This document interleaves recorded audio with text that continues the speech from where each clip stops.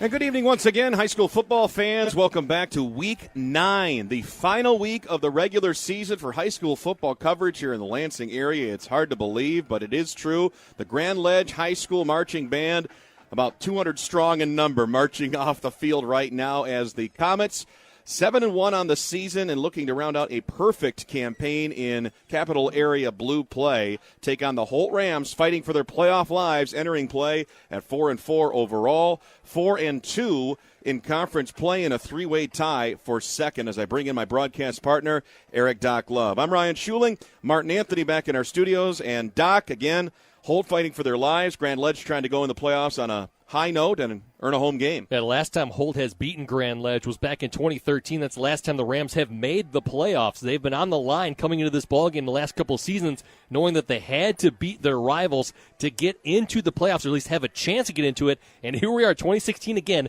at 4-4. They could get in at 5-4.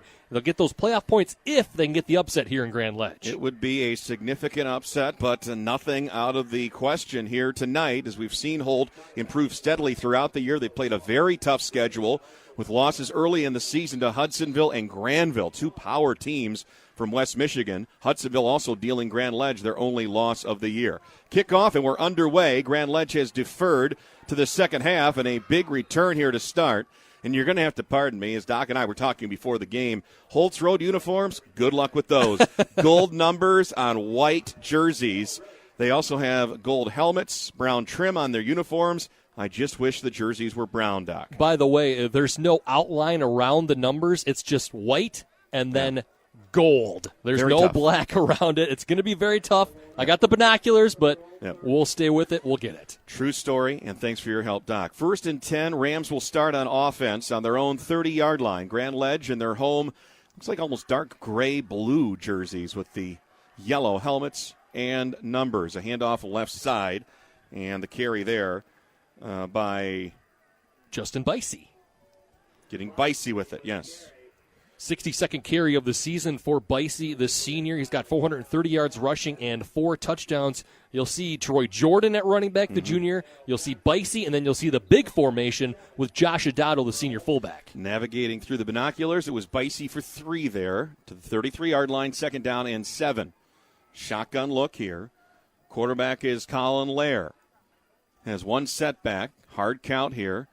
Double fake handoff, and it is Kari Gray on a jet sweep, trying to go end around there, but Grand Ledge had it snuffed out, Doc, and a significant loss in the play, about 6 yards. That was Josh Martin, the senior defensive end. He was majority fullback last year and would rotate in at D-end. He's replacing Cooper Alspaugh, a great all-conference player from last year, and he made a terrific play on that one. They went with a fake to Bicey. They gave it to Gray, but nothing was happening. So it'll set up 3rd down, very long. We'll call it 13. 2 wideouts left side, ball on the hash. Lair in the shotgun for Holt. Motion man is Gray, coming right to left to give them trips to that side. Lair rolls to the left, out of the pocket, has time.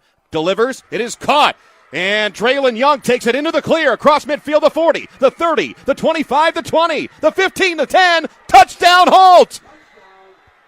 From 72 yards away. Traylon Young takes it the distance, and Holt strikes first, 6-0.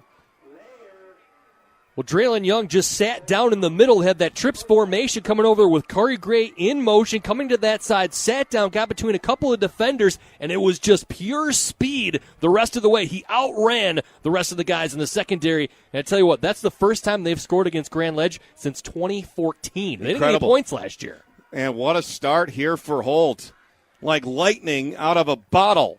Traylon Young goes 72 for 6. Extra point attempt is up, and it is good. And with 10:21 to go here in the first quarter, it's Holt 7, Grand Ledge nothing. Back with more high school football after these words, brought to you in part by Applebee's on the Team 92.1 FM. 7-0 Holt leading Grand Ledge. A stunner here early on the road. Let's pause 10 seconds for station identification here on the Team 92.1 FM. It was a 72-yard scoring strike to Traylon Young from Colin Lair. And Holt strikes first as Young navigates his way diagonally across the field and all the way down it as well. So Grand Ledge taking their turn on offense. 1st and 10 at their own 27. And their premier tailback in the backfield, Antonio Rush, will be calling his name a lot tonight. Gain of a couple, 2nd down and 8. Now, Doc, you were saying before the broadcast and during the break, these games the last 2 years have not been particularly close. It's been a combined score of 83-7 in favor of the Comets the last 2 years. So that tells you all you need to know about how this game got started. And a fumble on the snap here, and Grand Ledge all sorts of out of sorts early here as Nolan Bird has to fall on it for a loss on the play. And that 7 points that they got back in 2014 were inconsequential. It was late in the game. It didn't really matter. It was Cosmetic. already put. Yeah, it was garbage time, if you will. Mm-hmm. And already a 3rd and long here for the Comets in their own end.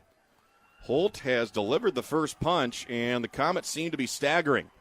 Directly under center now is Nolan Bird. He'll drop back, 5-step drop. Has time in the pocket, but he's running out. He'll have to run it, and he gets sandwiched after a significant gain of about 4 yards, but it won't be enough for a first down. Out past the 37, 4th down and 5, Doc, and the Comets will have to punt. The tackles from the D-tackle, Scott Finch, and then the linebacker, Sean Curry, a terrific sophomore for Holt, and nobody was open on their routes. Good coverage by the Rams, and they collapsed on Bird, who recognized nothing was happening, and he picked up what he could. Cale Johnston on to punt for Grand Ledge, 3 and out on their first drive of the game. Johnston puts a boot into this one, and it's off the side of his foot, and it goes out of bounds short of midfield. So everything that could go Holt's way here early, Doc, is doing exactly that. That punt went about 16, 17 yards on that one, and Johnston's been very good this season. And you're right, road team, momentum early for Holt. The Rams trying to really shock the area with the win here tonight. That would certainly do that. And Doc and I talked about the playoff points. If the Rams win, improve to 5-4, with the points they would gain from this opponent, they could very well get in, depending on how many 6-win teams there are. Offset I formation here. Hold on offense at the Grand Ledge 45 with a 7-0 lead. Handoff to the right side. And not much room to operate there for Justin Bicey. He's gotten the start tonight as the lead tailback, but he loses 2 here. It'll bring up 2nd and 12. Between Bicey and Jordan, that's about 900 rushing yards and 9 touchdowns between those two guys. They're the leading rushers for this squad. But that front 3, front 4, sometimes they're on a 3-4, sometimes they're on 4-3 for Grand Ledge. They're tuning up that middle pretty good. Bicey comes out. 2nd down and 12. And the passing game for Holt striking early. Traylon Young, we mentioned earlier, 72-yard scoring strike. Lair with a pitch to the left side, cutting it upfield. This is Jordan, and he gets the lost yardage back and then a couple more to spare. Pick up a 4 will make it 3rd down and 8. And Jordan's more of the speedy back compared to Bicey. Bicey's more of the power runner, more in the form of Josh Adotto. Not quite as big as Adotto, but Bicey get him out in the space. That's what they did. They tossed it out to the left, and they picked up a couple yards out of that play. 7:31 remaining here in the first quarter. It has been all Holt on the road. Leading 7-0, 3rd down and 8 here at the Grand Ledge 43. Line of gain is the 35. Trip receivers to the right. Lair in the shotgun. Hard count. Inside handoff. Taking it back up the middle. There's a flag on the play. Keep an eye on that as sprinting down the left sideline is Troy Jordan. He goes all the way inside the 5 and down to the 2. However, this is in the area of offensive holding. And I believe this one will be coming back. It is. Oh, man, it was a nicely designed play, well executed, but maybe a little bit too well executed. Yeah, it was a bit of a counter play to the left side. That was a strong side. The tight end, Alex Stockwell, was over there, and inside of the interior of that offensive line, that's where that holding is coming from. You know, it took a hold to bust Jordan loose, and if that had not been the case, Holt would have been knocking on the door, 1st and goal at the 2, Doc, already with a 7-0 lead. Instead, it'll be 3rd and about 20. So again, triple receiver formation to the right side here for Colin Lair. He is in the shotgun with a lone setback. Grand Ledge showing 4 up front, no blitz. Lair with time, has a step in the pocket, running out of time. And he'll run it himself, and he gets stood up there. Nice tackle. Following through is Nate LaLumia. LaLumia. LaLumia. There you go. And a gain of maybe 2-3 yards there. It'll still be fourth down and very long, 4th and 17. So the Rams will be forced to punt. They can play the field position now and try and pin the Comets deep at least. Lair in there to punt. Dual purpose. Nearly had it blocked. End-over-end kick. Not a great one. It'll take a Holt bounce, though, at the 30 and come to rest just outside the 20. So the Rams will take it, and the Comets will take over for their second possession of the game with 5:59 remaining first quarter, trailing the Holt Rams 7-0 here, Doc. And the pressure came from number 32, Cal Riggs, a junior running back and linebacker for the Comets. Nearly got in on Colin Lair, and he was very angry at himself because he didn't get that block. But Holt, nice job getting the punt off, and let's see if their defense can force another 3 and out because they did a pretty good job that first time. Sure did. Xavier Farr split short side left, ball on the left hash mark here. 1st and 10, Grand Ledge on their own 20. Shotgun look and a handoff to the right side, spun in a circle, and not a lot of room there for Cal Riggs. And a gain of 2 makes it 2nd down and 8. Riggs is the starting fullback, and they're in kind of a big formation with him as the only back behind Nolan Bird. And they stay in that formation here with an oversized line, 2 tight ends. 3-step drop, throw to the right, complete to Johnston. He gets out of one shoestring tackle and up near the first down at the 30, but I believe he'll be just shy. Yes, he will be. It'll bring up 3rd down and about a half yard to go. Good form tackle by Draylon Young, the corner on Cal Johnston. And Johnston's been a pretty solid player, but in the last couple of weeks has stepped up big time for Coach Matt Bird and the Comets have really become a number 1 target for Nolan Bird. We got a flag here, actually, that I didn't see. A sideline warning? Unsportsmanlike conduct, I believe. And it's against Grand Ledge. Oh, wow. It wasn't the traditional unsportsmanlike. It was kind of like, what are you doing? He's got his arms wide open. He kind of made the motion towards like the sideline move, where they say the sideline interference where they're supposed to stay back. That's what I thought that was because he didn't do the traditional referee form. They marked off 15, though, so that wouldn't be an initial sideline warning, which we surely would have picked up on here only in the first quarter. So it looks to be an unsportsmanlike, and this is big. It goes from 3rd and a half yard to 3rd down and almost 15. Back on their own 15-yard line. Bird drops back. No time. Blitz coming, and Holt forces an incompletion on a desperation toss there by Nolan Bird. It'll bring up 4th down. Yeah, the defensive end came in, Jalen DeBerry, and I think he almost got a piece of that ball. Mm-hmm. Now, coming into this ball game, Ryan, Holt has 1 sack on the season as a team. 1 sack recorded as a team. I guess that's one more than none. and so the pressure was surprising on that one. They were trying to set up the screen where Grand Ledge, but Holt snuffed it out. And it's been all Holt here in the first quarter as Cal Johnston will punt from his own goal line. Kick is away. This one's much better. Drifting back is Kari Gray. He'll bobble it at his own 47, comes up with it, tries to stretch lengthwise, cuts back midfield, and he'll get no further than that. But again, very good starting field position here for the Holt Rams. They'll have it right at the 50-yard line with 4:38 to go in the first quarter, and Holt leading 7-0.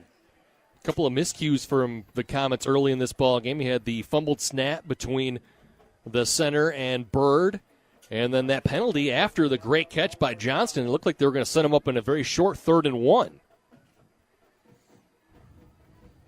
I don't think Grand Ledge was anticipating the forward progress that they would give Kari Gray on that punt return. So the Rams will start there right at midfield. I formation. Lair directly under center. 1 wide out to the right side. It's a power give off the left side. And not a lot of room there for Troy Jordan. He tried to stretch it out around the left end. Did get some positive yardage. And by that I mean 1. 2nd down and 9. Just shy of the 49. And that's a kind 1 that I gave him. Zach Willoughby, the right cornerback, came in, made the tackle on that play. And when you get those off-tackle plays and the corners in there making the tackle, that's great defense. That's good coaching, bringing up a corner like that.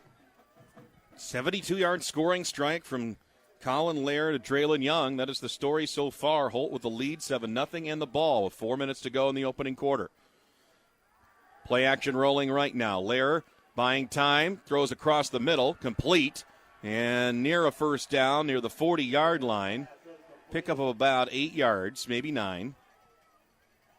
It's Jacob Schuler, the fullback. Schuler, one of the dual fullback options, along with Adato, whose name we have not called yet tonight.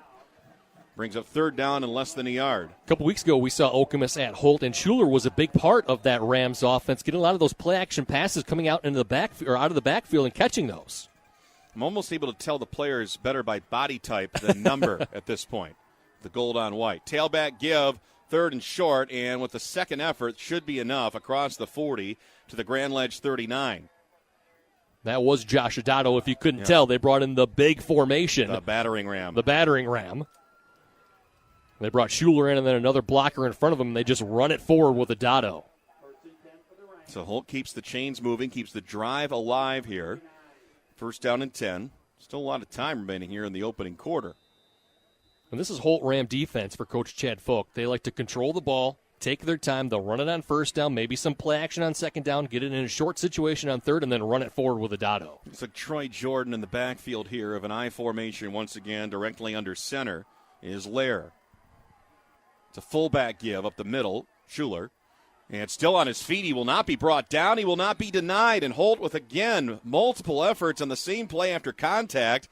The battle of wills right now being won by the Rams. It's a 7-yard gain, second down and 3. Looked like he was going to get 2 or 3 yards, but nobody got him actually down on the ground. He was laying on top of one of the Comet defenders, got back up, kept on going, and Jacob Umholtz and Cal Johnson had to bring him down eventually. Draylen Young splits wide to the left here. Second down and 3, a lot of plays you can run. I formation, directly under center is Lair. Jordan, the tailback. It's a play-action pass, roll out left. Buying time. He's going to tuck it and run. Left sideline. He's knocked out of bounds. Tried to turn the corner. And I think he got northward to nearly the 30. And it'll be third down and short. Yeah, pushed out by Nathan Eckhart, Going to be about a full yard there, Doc. They're just outside the 30. They have to get inside the 30. So they got a third and short earlier.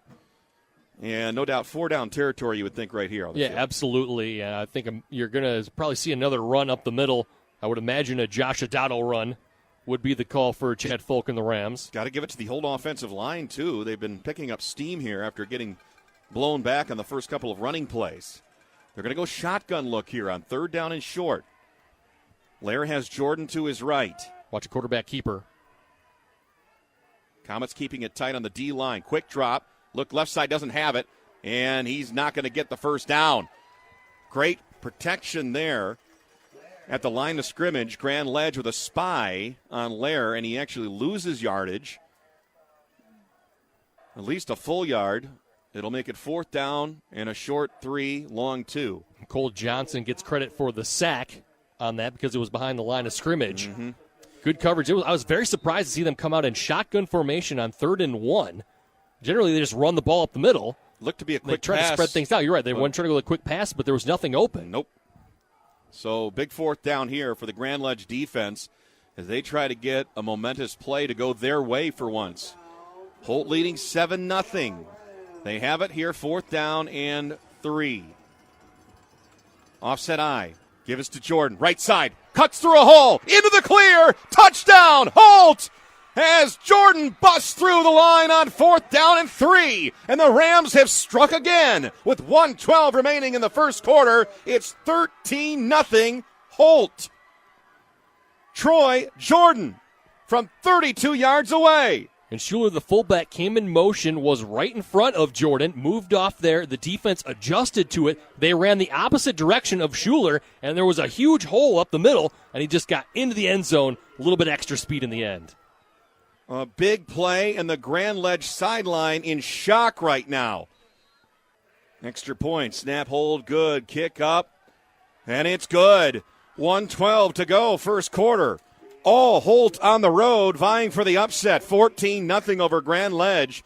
Back with more after this. You're listening to High School Football, brought to you in part by the U.S. Army on the Team 92.1 FM. Willoughby on the kick return for Grand Ledge out to his own 32-yard line. But a moment ago, on fourth down and 3, Troy Jordan explodes for a 32-yard touchdown run. And Holt now leads here at Grand Ledge, Doc, 14-0 with 1:04 remaining in the first quarter. Now, this is a huge surprise to starting in this ball game. Holt has been solid this year, and they've been struggling against Grand Ledge the last couple of seasons, and the Rams came ready to play here in Grand Ledge. It is quite the shock to everybody here in attendance, ourselves included. Grand Ledge, the champions of the blue. And now a tailback give here off the right side, spinning away from contact is Antonio Rush. And he is cut down after a gain of about 3 to make it 2nd down and 7 at the 35. Kari Gray, one of the guys in on that tackle for the Holt Rams. And for Grand Ledge, I mean, even down 14-0, it's only the first quarter, almost the second now. You don't have to get away from your game plan. You don't have to go into hurry-up mode or some sort of panic mode. They've struggled at times this season. They've had to come back from deficits, not unlike this one. No, not at all.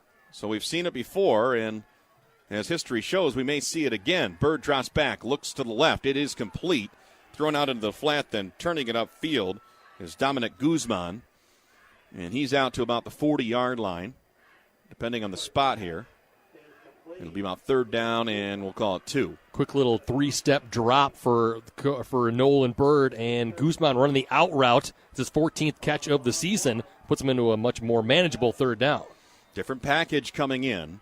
4 new players, including number 90, Josh Martin. He does serve as a fullback, unusual, wearing that number. And they brought in Nate Lalamia, the extra tight end, as well. Lalamia.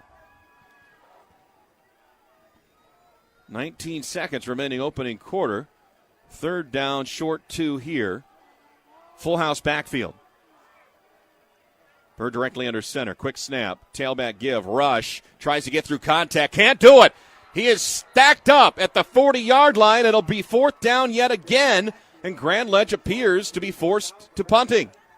Well, that Holt Ram defensive line, the front 7 is the strength of the Rams, and Jalen DeBerry, Ashton McGuire, Scott Finch, Roscoe George, those guys clogged up that running lane. It didn't matter if they brought in a bunch of extra blockers. Nothing was happening. Well, they have time to think about it, but score the first quarter for the Holt Rams emphatically. That's the end of 1. Our score, Holt 14, Grand Ledge nothing.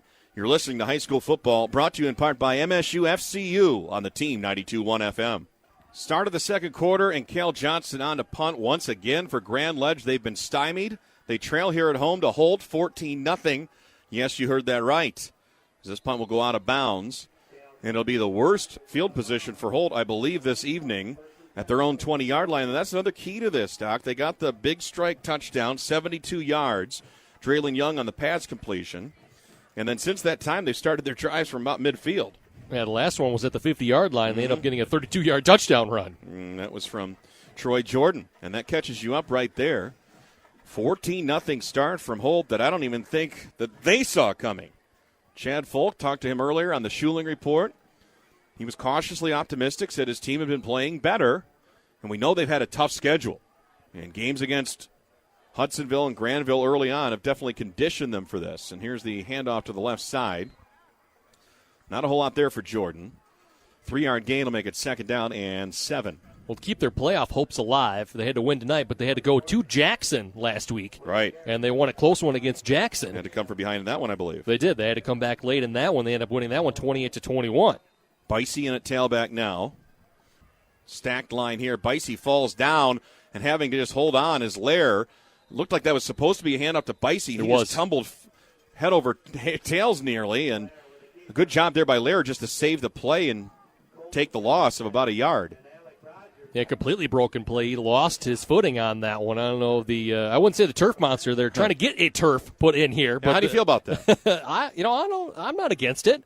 I think it looks pretty nice. They've got some of these artist renderings, and they've showed us some pictures up here, and it looks pretty good. And they want to use it for other things, obviously, not just football. And that's really all they've been able to use it for. Soccer? Football. Yes, they want soccer on there as well.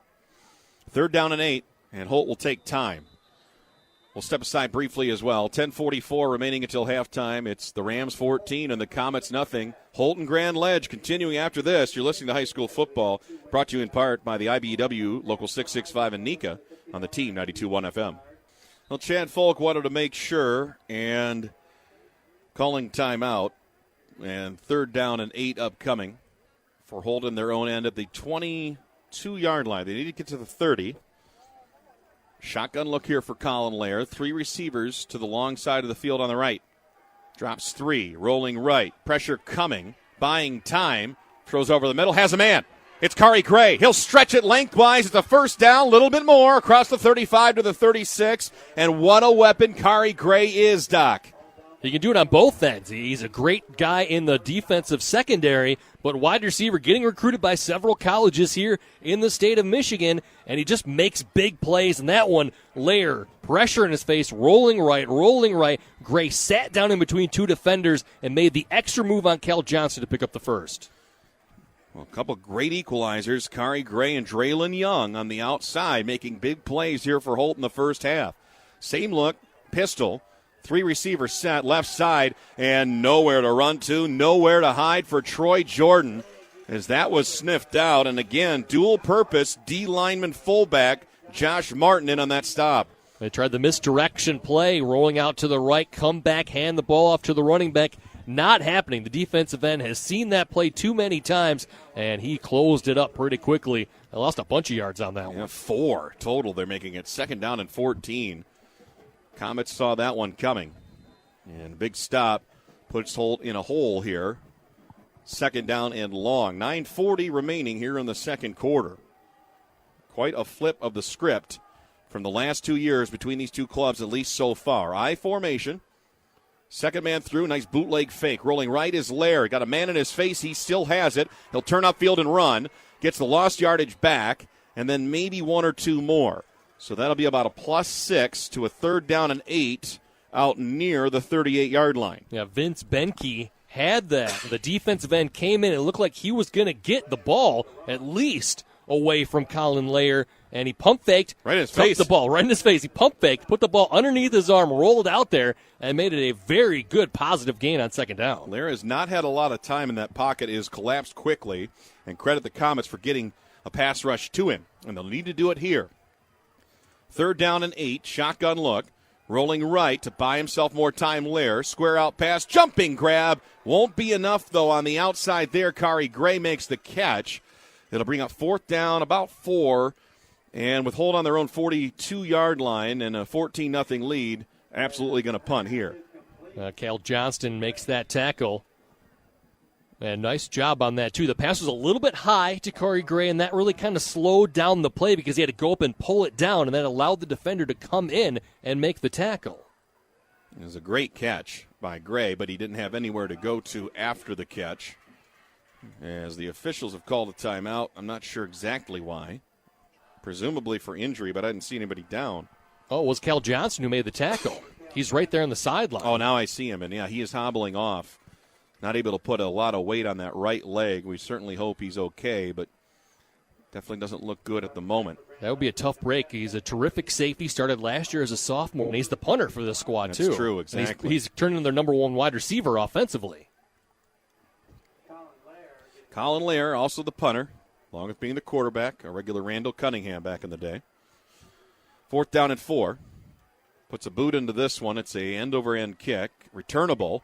And a bobble there, loose football, as Farr could not hold on to it. And Holt says they have it, and they do. The Rams have forced a turnover.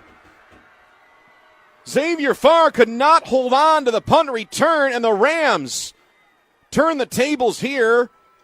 Great field position inside the 35 at the 33. Number 25, Daquan Nancius gets the fumble recovery, and Farr, he had it. It was going to be a good return. He had some blockers out in front there, and he just fumbled the ball away, and Holt gets another opportunity. Another bad beat for Grand Ledge. They have been numerous here in the first half. Rams a 14-0 lead on the road. Trying to expand on it now with 7:40 to go until halftime. And a 1st and 10 after the turnover at the Grand Ledge 33. Tailback give, left side and stretching. It's Bicey. And cuts it back up the middle. Decent gain, at least 5 there, inside the 30 to the 28. Tackled by number 26 for the Grand Ledge Comets, Nathan Eckert. And the Rams go hurry up. Yes, they do. Kind of a full house backfield here. Tailback give again. It's Bicey. Has daylight, left sideline, charging down, 1st down and more. Caught Grand Ledge sleeping maybe with that quick snap action. And they are threatening, knocking on the door here inside the red zone. That was the same play they ran back-to-back. And Grand Ledge will call timeout. The Comets absolutely out of sorts. 7:07 to go, second quarter. Holt leading 14-0, and we'll take a break, come back after this. You're listening to High School Football, brought to you in part by Applebee's on the Team 92.1 FM. Everything going the Holt Rams' way so far, trying to spring the upset and earn their first win over Grand Ledge in this series in 3 years. They lead it 14-0, 7:07 to go in the half, and they are knocking on the door again at the 15-yard line. Full house backfield again. Lara directly under center. It's a tailback, stretching left side, trying to turn up. Justin Bicey's had a couple of nice runs. He gets another one here. And again, just feeling through the pocket and getting around the end. Picks up 4, second down and 6. Same play 3 times in a row. Yep. They ran it to the left side, the off-tackle play. Let's see if they do it 4 times in a row. They're in the hurry up again. Going tempo here. Holt pulling a lot of tricks out of the bag, and why not? Let it all hang out. A game that means everything to them. Bicey again, tripped up this time.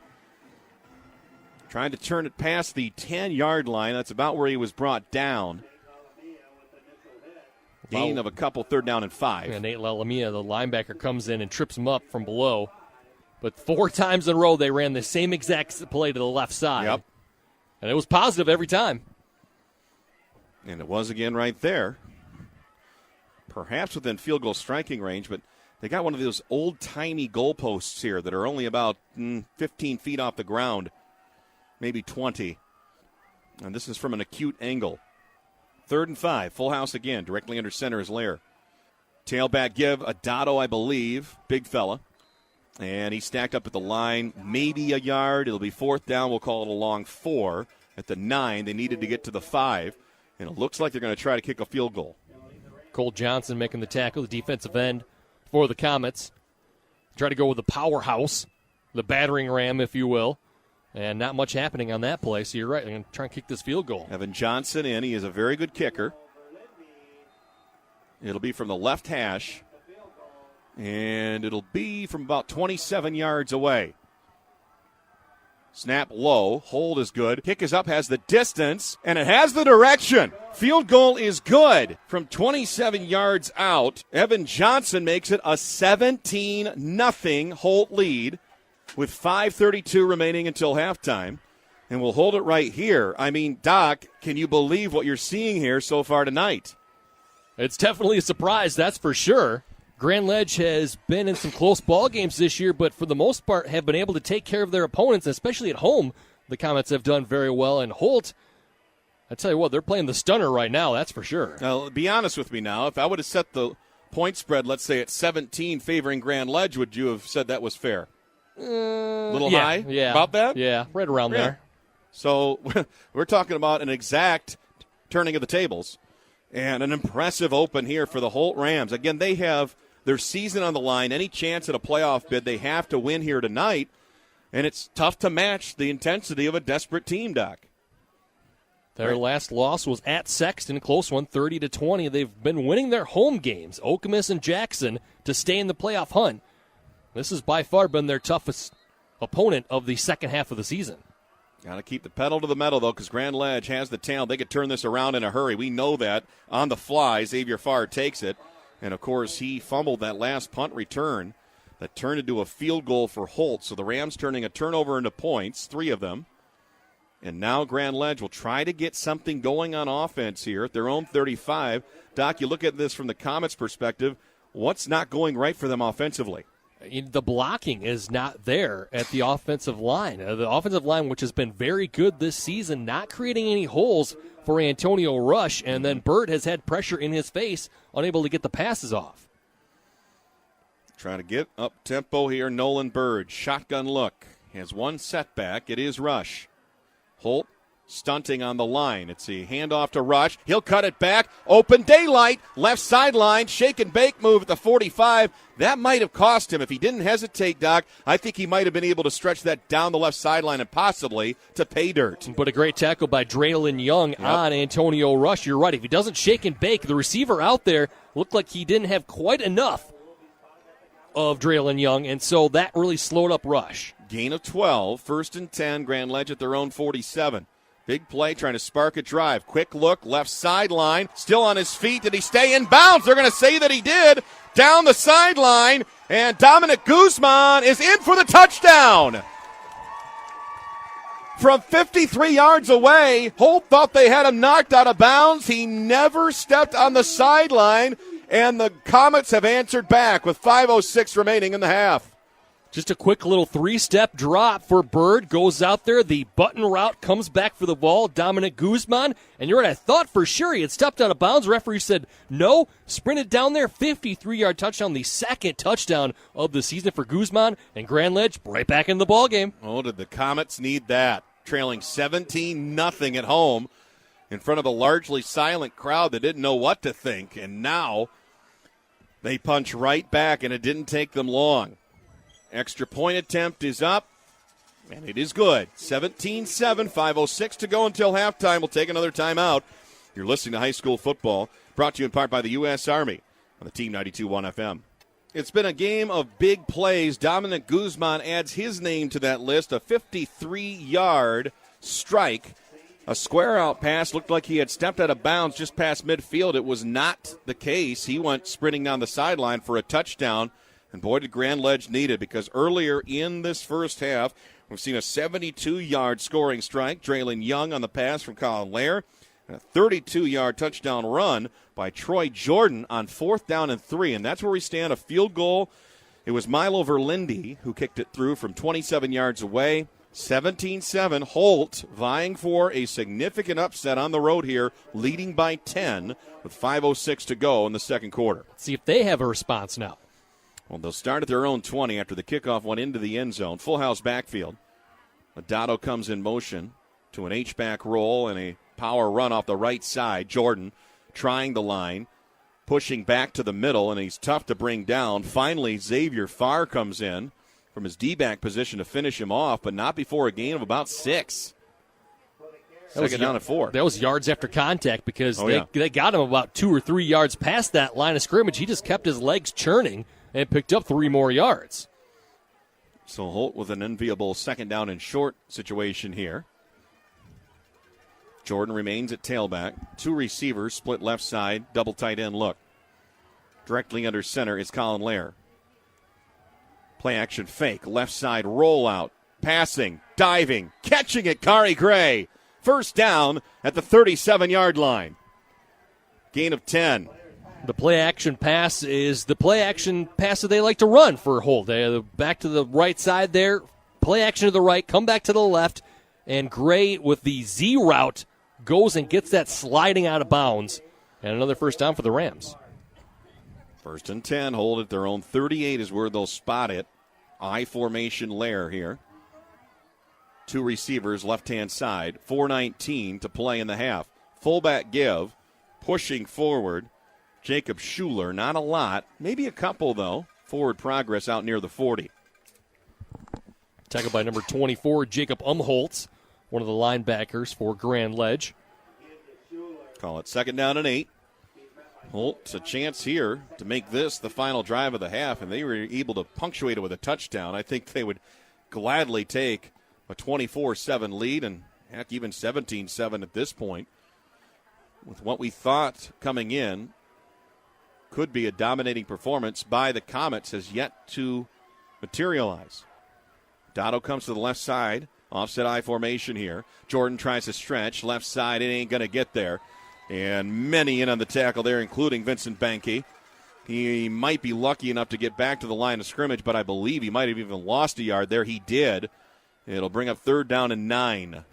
Well, the defense for the Comets really standing up, making some plays here on this drive. Besides the one catch from Kari Gray, which was a great job by Lair getting it to him on the out-of-bounds route. And then other than that, the running game has kind of been stuffed up by the Comets. Grand Ledge trying to take that element away, signaling to the crowd. Josh Martin trying to get the Comets faithful into it on 3rd down and 10. Kari Gray lined up slot receiver to the right, with Draylon Young split out wide right. Directly under center, Lair. It's a play-action fake rolling right. Looking for Gray. He'll tuck and run instead, and he has upended a fine tackle in open space there by Cal Riggs.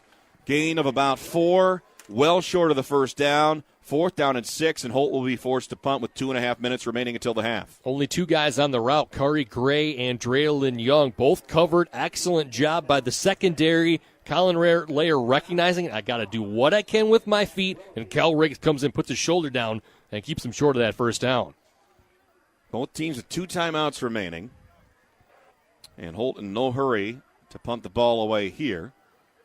Lair will get into it. It's a great punt.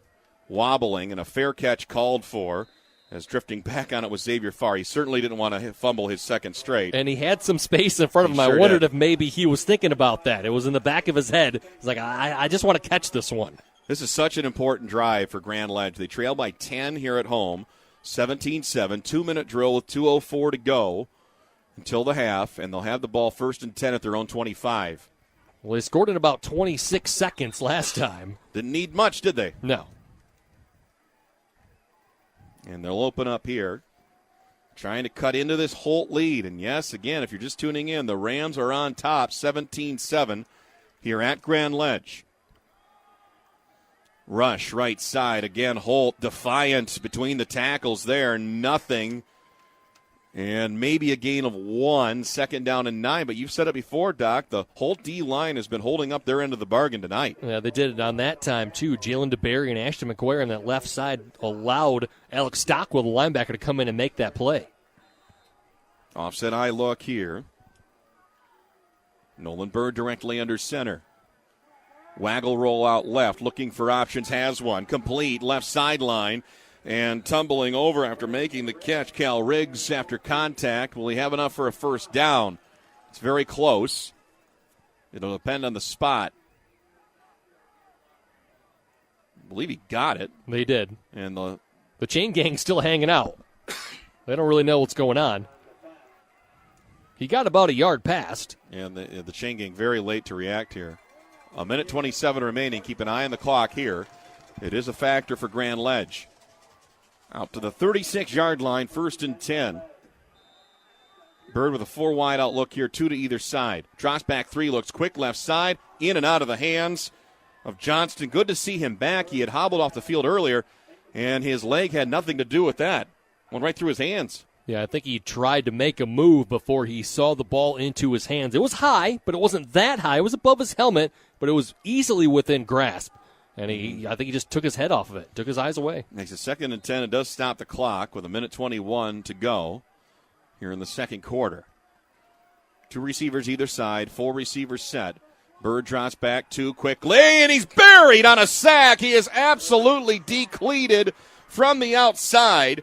And making that sack was Roscoe P. Coltrane George. And the pump fake cost Nolan Bird because George was in there in a hurry coming from his defensive end spot. George had a big fumble recovery, as I recall, in the game we called against Okemos. It was key in getting that win for the Rams that puts them in position here tonight to get into the playoffs, possibly with a win here. 50 seconds remaining. That is a absolute game changer here. 3rd down and 15, and Grand Ledge in no hurry. 3rd and 15, and a blitz coming. Bird dropping back, setting up a screen. He's got it ahead to rush. Antonio down the left sideline goes out of bounds at the 40. Trying to stop clock, I guess, but he didn't get the first down, and that's a problem.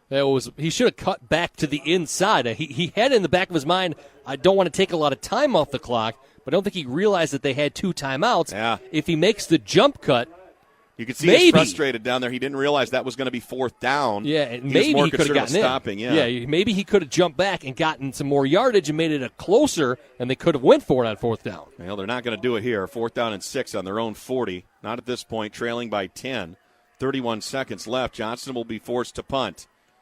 Puts a good boot into this one.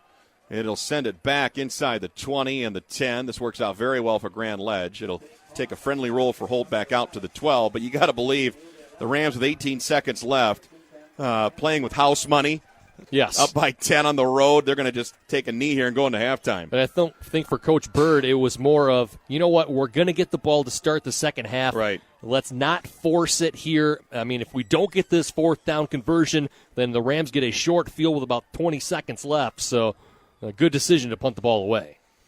And they'll live to fight in the second half, and the Comets will have a lot of work to do. But as Doc mentioned, they will get the football first, and that'll be a crucial opening possession to the second half after a first half that was largely dominated by the Holt Rams. They led by as many as 17. Full house backfield here. Handoff Jordan left side, turning it back around and then knocked out of bounds shy of the 20-yard line. About at the 17-18. 13 seconds remaining. Gain of 6, 2nd and 4. I'd be surprised if they didn't just hand the ball off here again. I don't even know about a handoff. I'm worried about the exchange and a you fumble. Think so? Yeah. Yeah, I mean, you just don't want anything to go wrong when you're obviously not trying to score here. Single wide out. That will not likely be a threat. Colin Lair directly under center. Again, 13 seconds remaining. He will throw it. Look out. Down the left sideline. He's taking his stab. And was it intercepted or out of bounds? It is dropped, and it's incomplete. So the one wide receiver goes out there to play action. They were trying to catch the Comets sleeping. There is a flag on that play, but it's at the line of scrimmage. It's way back at the 15. Yeah, it's not in the area of pass interference. It's actually holding on the offense. I am shocked. Maybe I shouldn't be. That Chad Folk decided to take a stab there. Like I said, he was trying to catch the Comets secondary sleeping. Yeah. And thankfully they're not listening to your broadcast here and saying, oh, well, they're not going to throw the ball here. Yeah, no. I was baited into that one. They tricked everybody but the secondary, that's for sure. And good for Grand Ledge. They could not afford to give a big play there.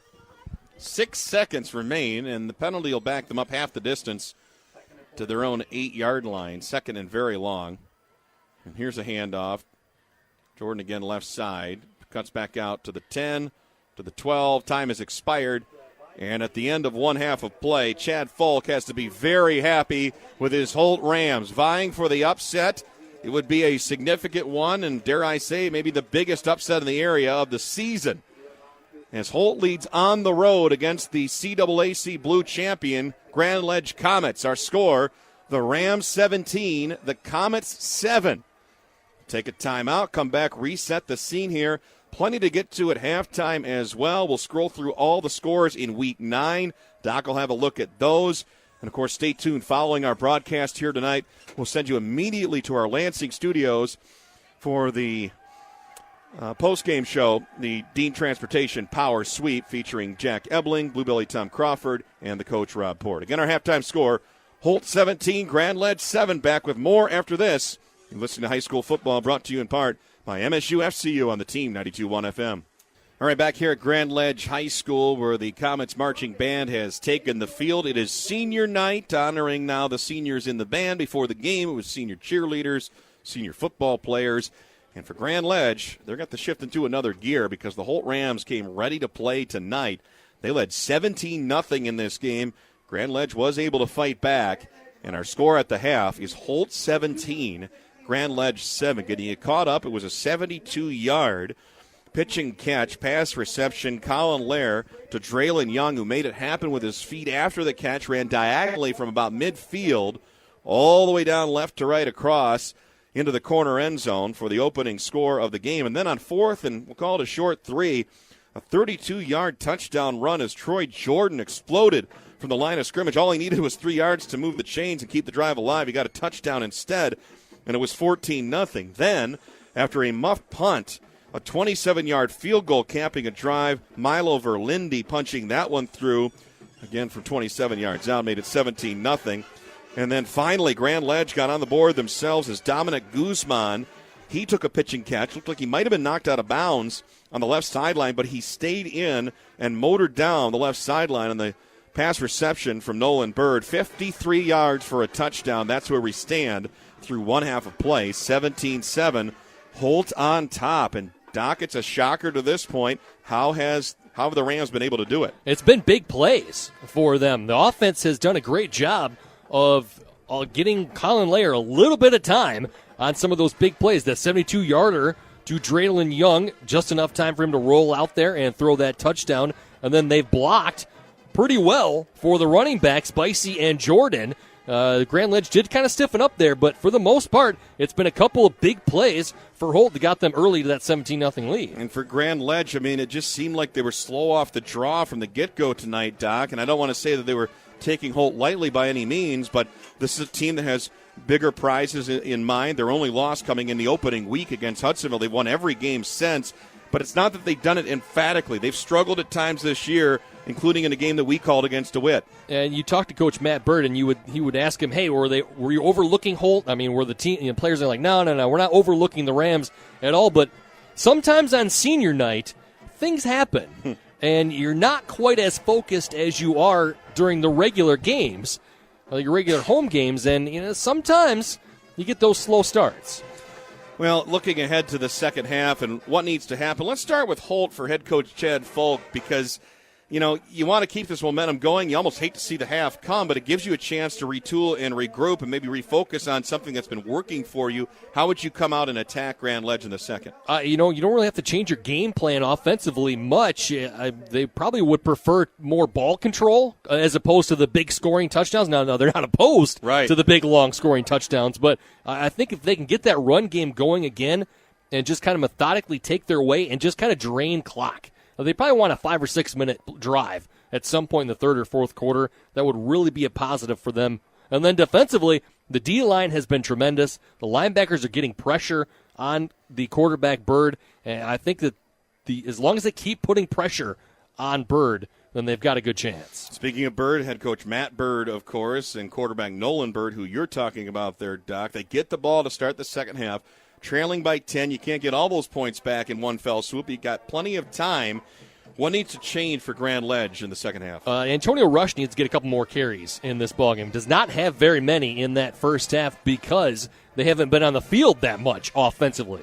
And so I think Rush, the big gainer, has got to get some more touches. And then in the passing game, Lalamia get the tight end more involved. And Cal Johnston, as long as he is okay with that ankle, then if you get him some more passes to the outside, that'll really open things up for Antonio Rush. Defensively, for the Comets, once again, you just got to keep pressure in on Colin Layer and hope that maybe he could turn the ball over and you get an opportunity in a short field. And the Comets already champions of the Capital Area Blue. In the red, of course, it was DeWitt. We called that game between the two conference title holders earlier this season. You know what? That's the only loss the Panthers have had as they staved off the Mason Bulldogs. They have had a fine season as well in the CAAC Red. We'll keep an eye on those two teams both tonight and going forward into the playoffs as well. And over in the CAAC White, it was a classic between Portland and Lansing Catholic Central a few weeks ago. Portland hanging on, winning that game by a single digit, staying undefeated on the season. One of the premier teams in the area. They repeat as Capital Area White champions. Lansing Catholic, of course, that's their only loss of the season as well, as they are at 7-1. And always keeping an eye on the smaller schools. I'm from one, Grass Lake down in the Cascades. And here in the Lansing area, the Central Michigan Athletic Conference, C-Maction, as Doc Love likes to call it. Had a great showdown between Pewamo, Westphalia, and Langsburg earlier this season. PW, the Pirates, champions once again, undefeated, and looking to make some noise in the state tournament.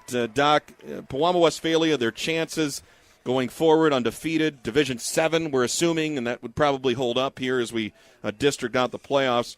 How do you like their odds of getting to Ford Field and winning it? I'm right there with Jack Ebling when he talks about he sees them at Ford Field automatically. Now, I don't know if it's automatically going to be them at Ford Field, but at this point, and the competition that they faced and just the performances that they put on this season, you got to imagine that they're going to at least make it to the semifinals. I would be shocked if they didn't make it to the championship games. Do you think that PW is the team in the area with the best chance of winning a state title? Yes.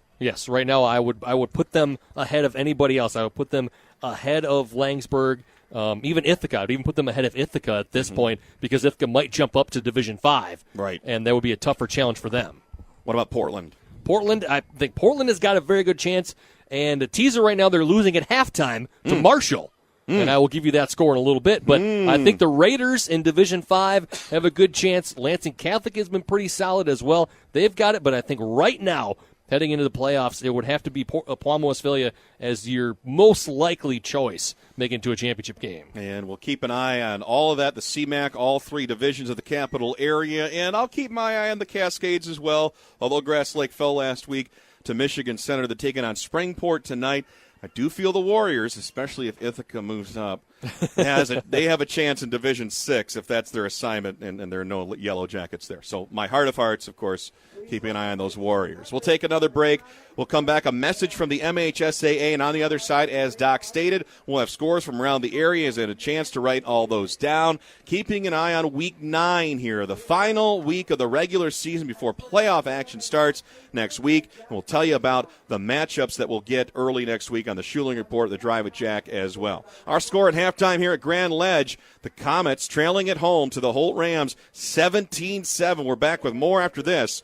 You're listening to High School Football, brought to you in part by the IBEW, Local 665 in Nika on the Team 92.1 FM. Halftime here at Grand Ledge High School, about 4 minutes to go until kickoff for the second half. And the Holt Rams coming to town, trying to spring the upset. It might be the biggest in the area this year and keep their playoff hopes alive. They came in 4-4. Grand Ledge was 7-1. They had already clinched the outright title in the CAAC Blue. And Holt leading Grand Ledge 17-7 here at the break. Back with Eric Doc Love, I'm Ryan Schuling.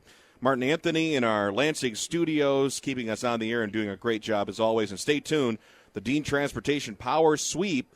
Following our broadcast, taking you right up until 11 p.m. tonight, I'll have a conversation with a winning coach here this evening and scores from around the area, interviews as well with coaches and players. Stick around, Jack Ebling, Bluebelly Tom Crawford, the Coach Rob Port for that immediately following tonight's broadcast. For now, turn it over to Doc, and a lot of scores you got written down there from around the area here in Week 9, Doc. Yeah, let's start with the teams that are already in the playoffs but are still playing for maybe a home game next week. DeWitt is beating Portage Northern 28-14 right now. That's about halftime. Fowlerville is up on Waverly at half, 27-12. Mason beating Detroit Community 21-0. Lakewood is up on Ionia trying to stay undefeated. They're 22-7. Portland is losing to Marshall 7-0 at halftime. That's a very surprising score to me, but the Raiders have struggled sometimes in the first half and then poured it on in the second half for a Marshall team that's only 4-4. Very surprising halftime score. Lansing Catholic, they were down early, but they are now beating Monroe St. Mary Catholic 27-14. In that one, Langsburg and Durand tied up at 14 apiece. P-Dub at halftime beating Hastings 28-0. They're also trying to stay undefeated. Ithaca, they were losing early to Shepherd, 7-0. They put up 21 since then. It's 21-7 nearing the half in that one. Teams that need the win tonight to get in, and they're guaranteed. Sexton is beating Eastern 26-0. That is at halftime. Okay. Dansville is beating Maple Valley 20-6 at halftime. Olivet is losing to BC Penfield 8-6 in a very high baseball score, 8-6 right there.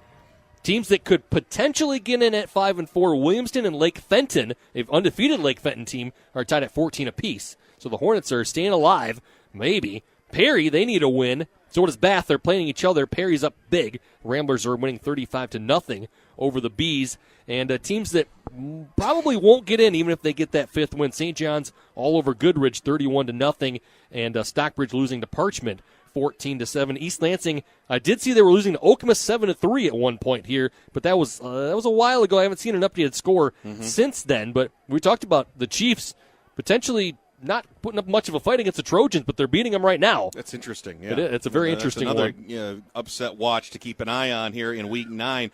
I want to talk a little bit more about PW. We were talking before the MHSAA message there. It's not just that they're winning. I mean, against Monroe St. Mary Catholic, which is a perennial power, yes, they win 30-20.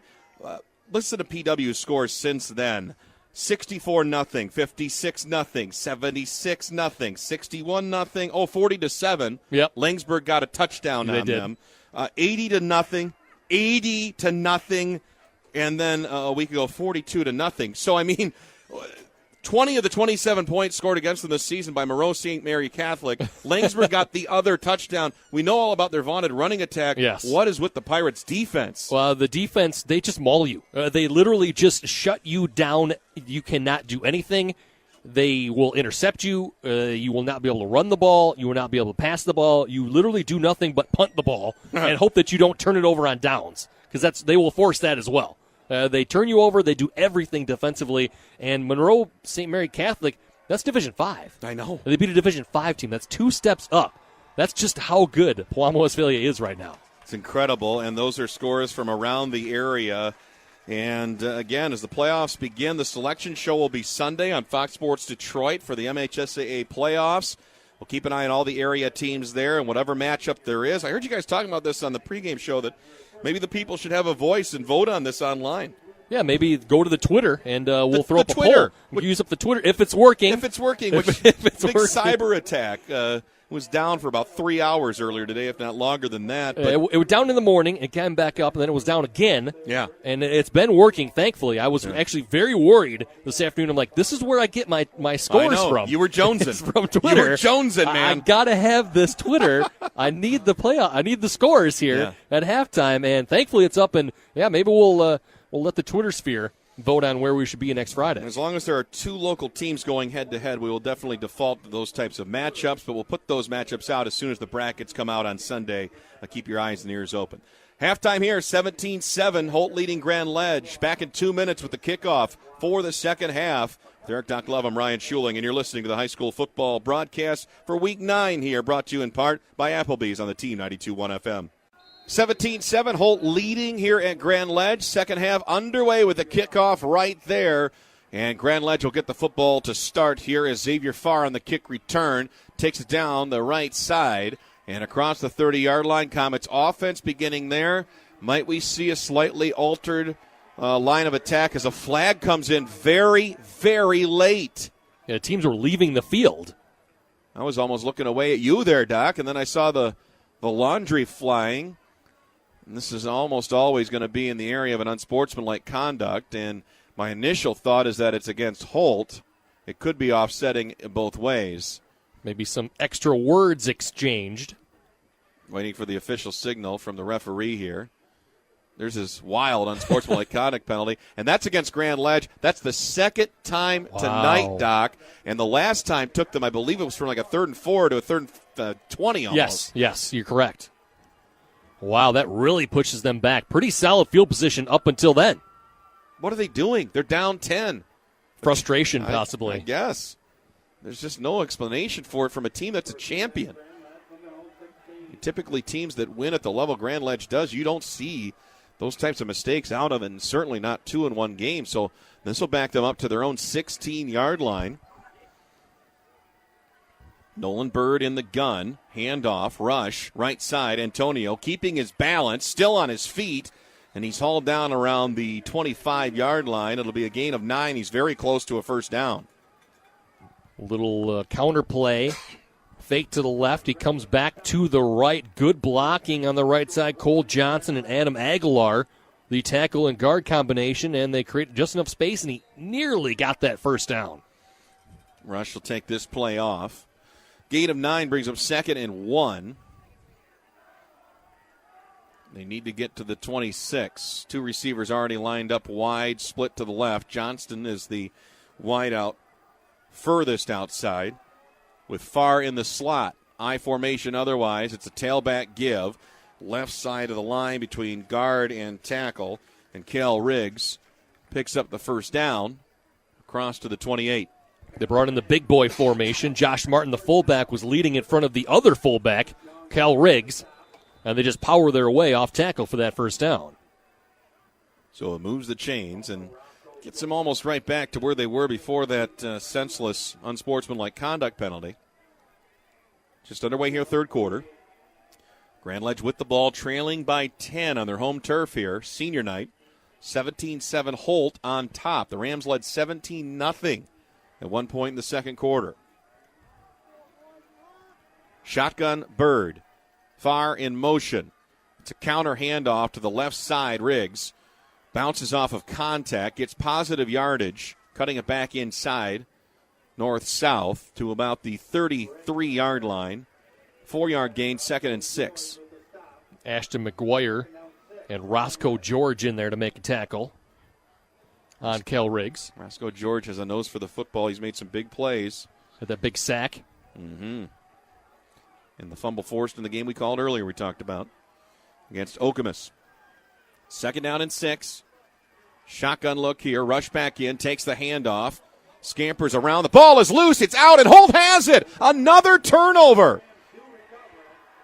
Rush had open yardage there, and it was recovered on the play by Sean Curry. Sean Curry, the sophomore linebacker who's worked his way into the linebacking core. It was one of the strengths for Coach Folk and the Rams. He came in, the ball came out from Rush, and it was Curry who fell on top of it. Second time they put the ball on the ground here. Muffed punt that turned into 3 points for Holt, and another turnover in their own territory. Not sure why Antonio Rush fumbled that football. It didn't look out of the ordinary. I think somebody came in from behind and poked it away. So here come the Holt Rams at the 38-yard line of Grand Ledge.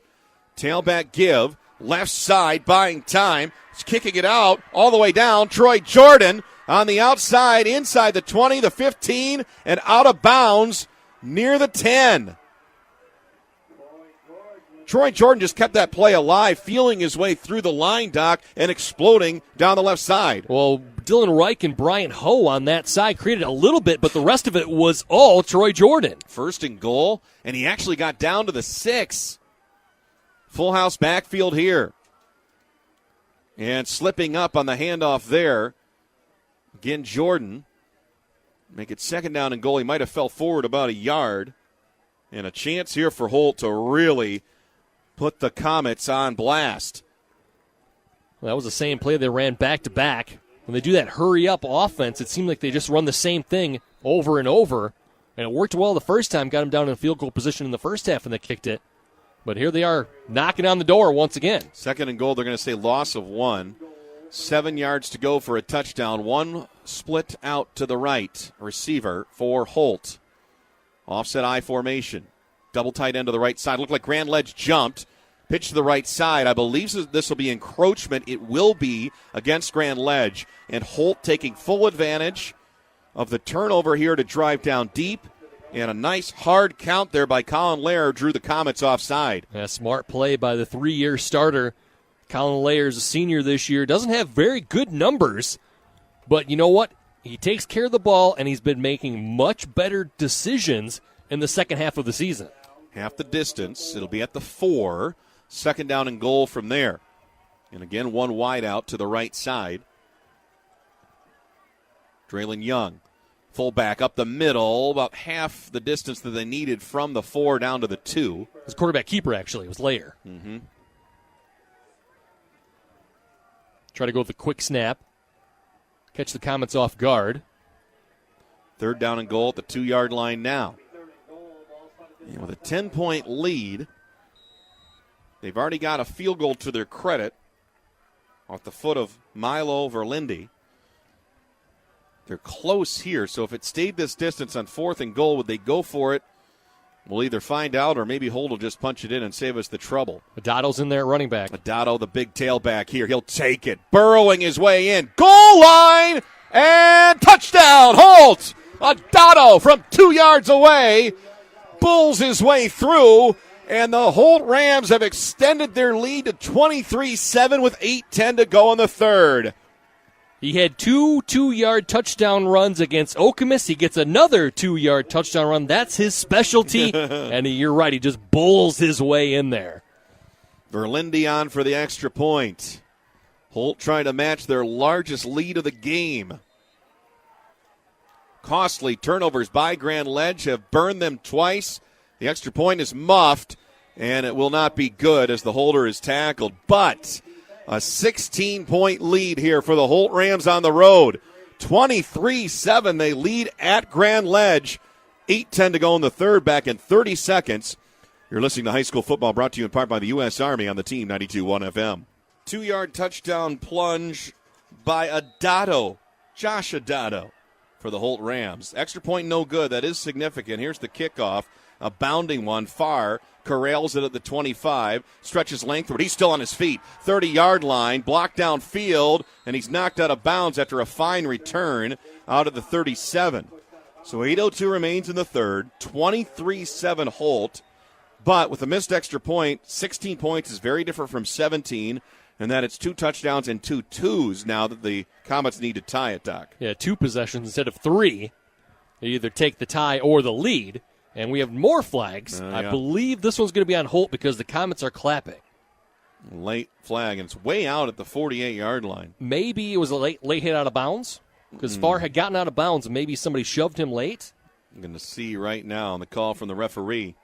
Nope. Unsportsmanlike conduct on Holt. And, I know they're young kids. We're talking age 15 to 18 here, but you got to keep your composure, and if you're Holt, you can't be doing Grand Ledge any favors. No, you cannot give them those extra yardage because you've just taken the lead and extended it again after their miscues. So you got to keep level-headed, and you wonder if maybe it's the one team goading the other one on, and it's always the second person who gets caught. Always retaliatory. But anyway, fine starting field position out, the 47 after the penalty. Bird, quick look left, Johnston complete, 40-yard line, and tripped up down across the 39. 9-yard gainer there, makes 2nd down and 1. DeJuan Young makes the tackle. That's that quick hitter that they love, that the real quick drop from Bird and Johnson. He dropped one earlier in the first half and made that one. Tempo for Grand Ledge, directly under center, Bird. Big line of scrimmage, 3-step drop. Johnson again, left side and caught. Carbon copy of the previous play. It's a first down to about the 31-yard line of Holt. And DeJuan Young and Curry make tackles on that play. And Grand Ledge tries to keep the momentum going. We see Jacob Umholtz in the ballgame for the first time at tailback. Favorable spot at the 30 now. First down and 10. Comets driving. And again, staying up tempo on offense, trailing by 16, 23-7. Still plenty of time, though, for Grand Ledge, and especially with that missed extra point, it changes the entire equation. Wide to the left, Jake Houghton splitting out to that side in the slot. I formation here. Tailback is Umholtz. He'll take the carry. Right side, good blocking.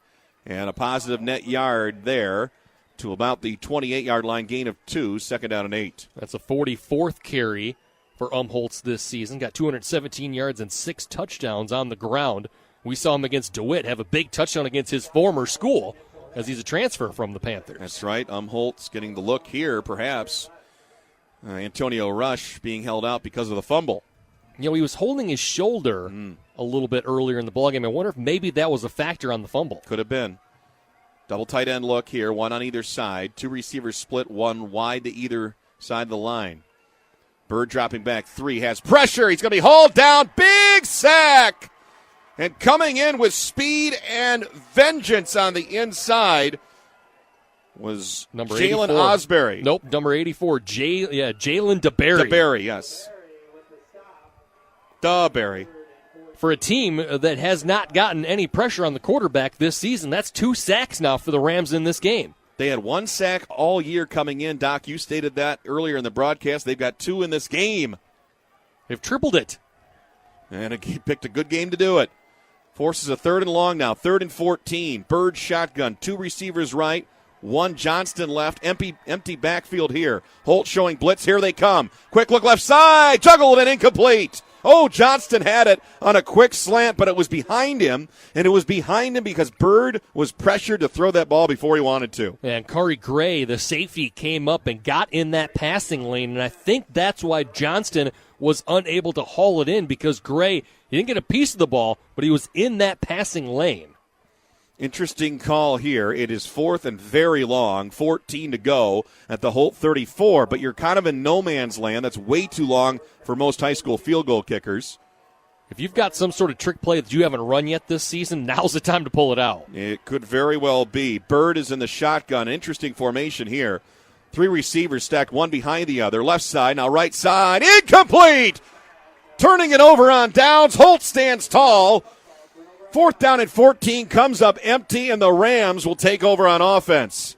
Well, that was not the play that you want to draw up for 4th and 14. Even if it's complete. Yeah, Jake Houghton was going to run a 6-yard route to the out that was not going to get them anything because the defender was right there. Even if he'd have made the catch, they would have tackled him right away. So it was an unusual formation, but again, even if they had struck on it, they did not. Incomplete. It wouldn't have been far enough, 14 yards to move the chain. So Holt takes over. 16-point lead in tow. 23-7 with 5:40 to go in the 3rd quarter. Counter look here, left side, flag down. Significant gain as Bicey on the carry. This will likely be coming back on a hold. Yeah, Bicey getting to the outside again, and yes, it is a hold coming back. I never like to be that play-by-play guy that gets too wound up on a big carry like that when you see the flag and yes. you know it might be coming back. And you got a lot of Holt listeners now listening probably because they're on the road. I don't want to get their hopes up. So it swings. It would have been near midfield. Instead, it comes back to about the 24-yard line. Net penalty effect of about 25 yards on that.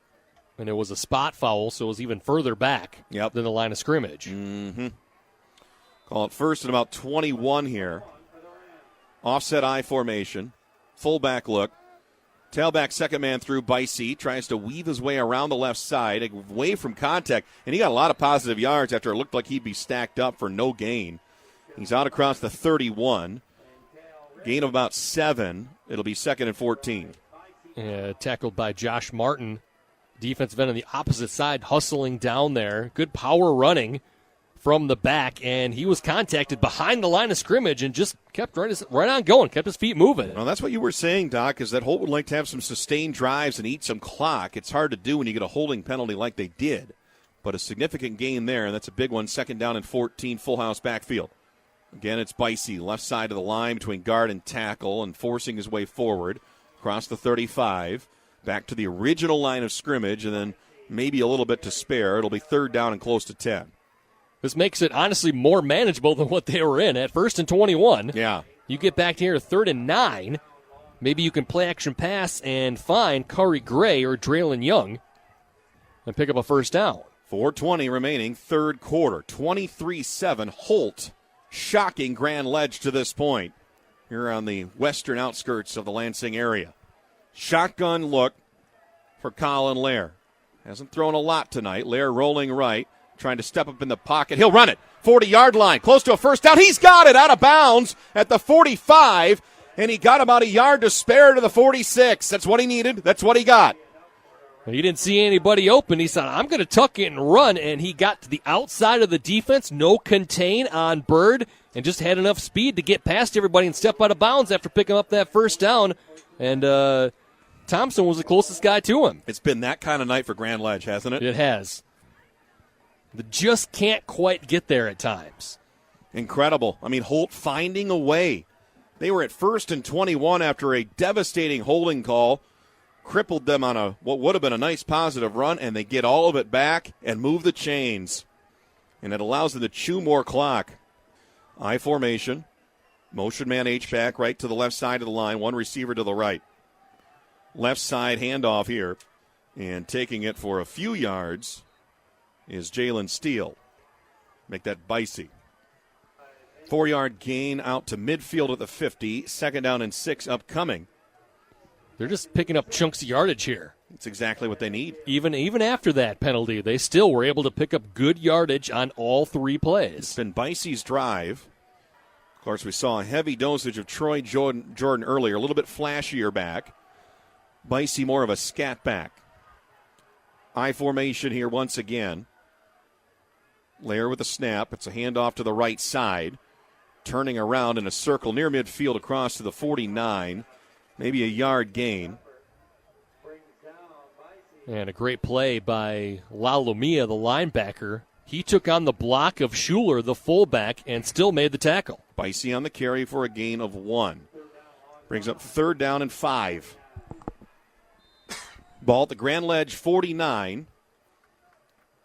And Holt needs to get inside to the 44, approximately. 2:38 remaining, 3rd quarter.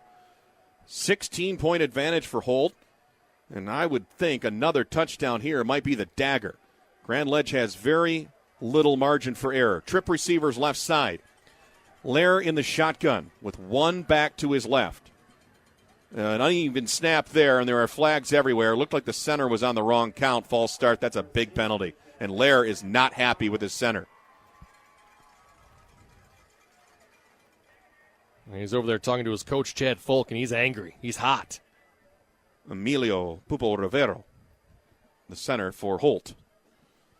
I think snapped an account early because nobody else moved. No, he didn't. Yeah, he moved a little bit too early, and then everybody's like, oh, I got to move, but it's too late. So a false start Takes a 3rd and 5 to 3rd and 10. Totally different dynamic here. Same formation, 3 receivers left. Shotgun for Lair. Lone setback, Troy Jordan. Rolling left side now. Jordan on a square out. Little pop fly pass caught. Left sideline does not get the first down. Back near the original line of scrimmage before the false start penalty to about midfield at the 50. It'll bring up 4th down, at least 5 to go, maybe closer to 6. And Holt will be forced to punt. But they do burn some clock. He did go out of bounds, and that stops the clock with 1:52 remaining in the 3rd. But Grand Ledge gets the stop they need to stay in this game, trailing by 16 on their home turf, 23-7. Trying to avoid their first loss in conference play this season, and I believe it's a streak of 15 straight wins for Grand Ledge in the blue. It's a fake punt, left side, sideline, first down, Holt gets it on the fake punt. Are you kidding me? The Rams catch Grand Ledge napping. And everything's coming up Holt tonight. Well, it's Colin Lair, and that's what you get when your quarterback is your punter. They get those trick plays every once in a while, and it worked beautifully on that. This wasn't a BYU situation for you fans no. from the other night. What was that? They tried to fake from inside their own goal line. Never seen that before. It was horrible. Didn't work. Great call by Chad Folk and the Rams. That's a good spot for it. Midfield, like you said, Colin Lair, the quarterback serving as the punter. They've got momentum. They're going to keep it and keep it on the ground here, trying to run some clock. There's a late flag, a very late flag, and another very late flag. What is going on here? These might be offsetting. I think you're right. I believe the first flag was against Grand Ledge, and the second one was a late hit. I saw some comments clapping. Getting a lot of trash talking going on. This is a big rivalry game. And the Comets aren't used to this right now. They're not, especially from Holt in the last couple of years. No, Holt has been their match and more tonight. Officials are discussing this because I believe these are 2 separate fouls that they have to sort out. Again, game reset, 1:42 remaining 3rd quarter. Ball currently at the 44-yard line of Grand Ledge. Holt has it, and they kept it after a fake punt on 4th down. Rams leading 23-7. You're on the road. It's illegal substitution against Grand Ledge, and then an unsportsmanlike conduct against Holt. We were right, and they will offset. That's actually a bargain for Holt. Never understood that. Yeah, it never really made any sense. I mean, that's a 5-yard penalty against a 15. Yeah, but they offset. You think the personal foul would overrule it, or they would split the difference. Split the difference, yeah. Exactly. I don't know. Who knows? We don't make the rules, Doc. We just interpret them. We're like the Supreme Court. Yes. I formation. We go back to 1st and 10. Ball at the Grand Ledge 44. Lair directly under center. Second man through. Jordan, left side. Got an initial burst to the 40. And that gain will be about 4 yards. 2nd down and 6. He ran into Josh Martin and Kel Riggs after that good burst of speed. And here, Holt again. They've got the ball, and they're just churning it down and running that clock down. You know, time becoming an issue for Grand Ledge. Again, a lot can change. One big play. They're down by 2 scores and 2 twos. 23-7. Holt with the lead and the ball. Offset I. Lair directly under center. 2 wideouts, 1 to either side. Call it 2nd and 7. Quick snap. Left side. Jordan. Positive yardage. And leans forward to make it 3rd down and manageable here. It went from 2nd and about 7. It'll be 3rd and about long 3. I'm loving the vision and the patience from the running backs from Holt tonight. They're really taking their time, finding that hole, however big it is, and then putting their foot in the ground and getting that and picking up what they can, what the defense will give them. 3rd down, close to 4. I formation again in Lair. Quick snap. Tailback, not going to get there. Grand Ledge had the snap count almost as if they predicted it. Jumping on the play. It'll be a loss of 1. 4th and 5 in the final play of the 3rd quarter. Holt Rams bidding for one of the biggest upsets of the season, and they're 12 minutes away from springing it. 23-7 at the end of 3. The Rams lead on the road here in Grand Ledge.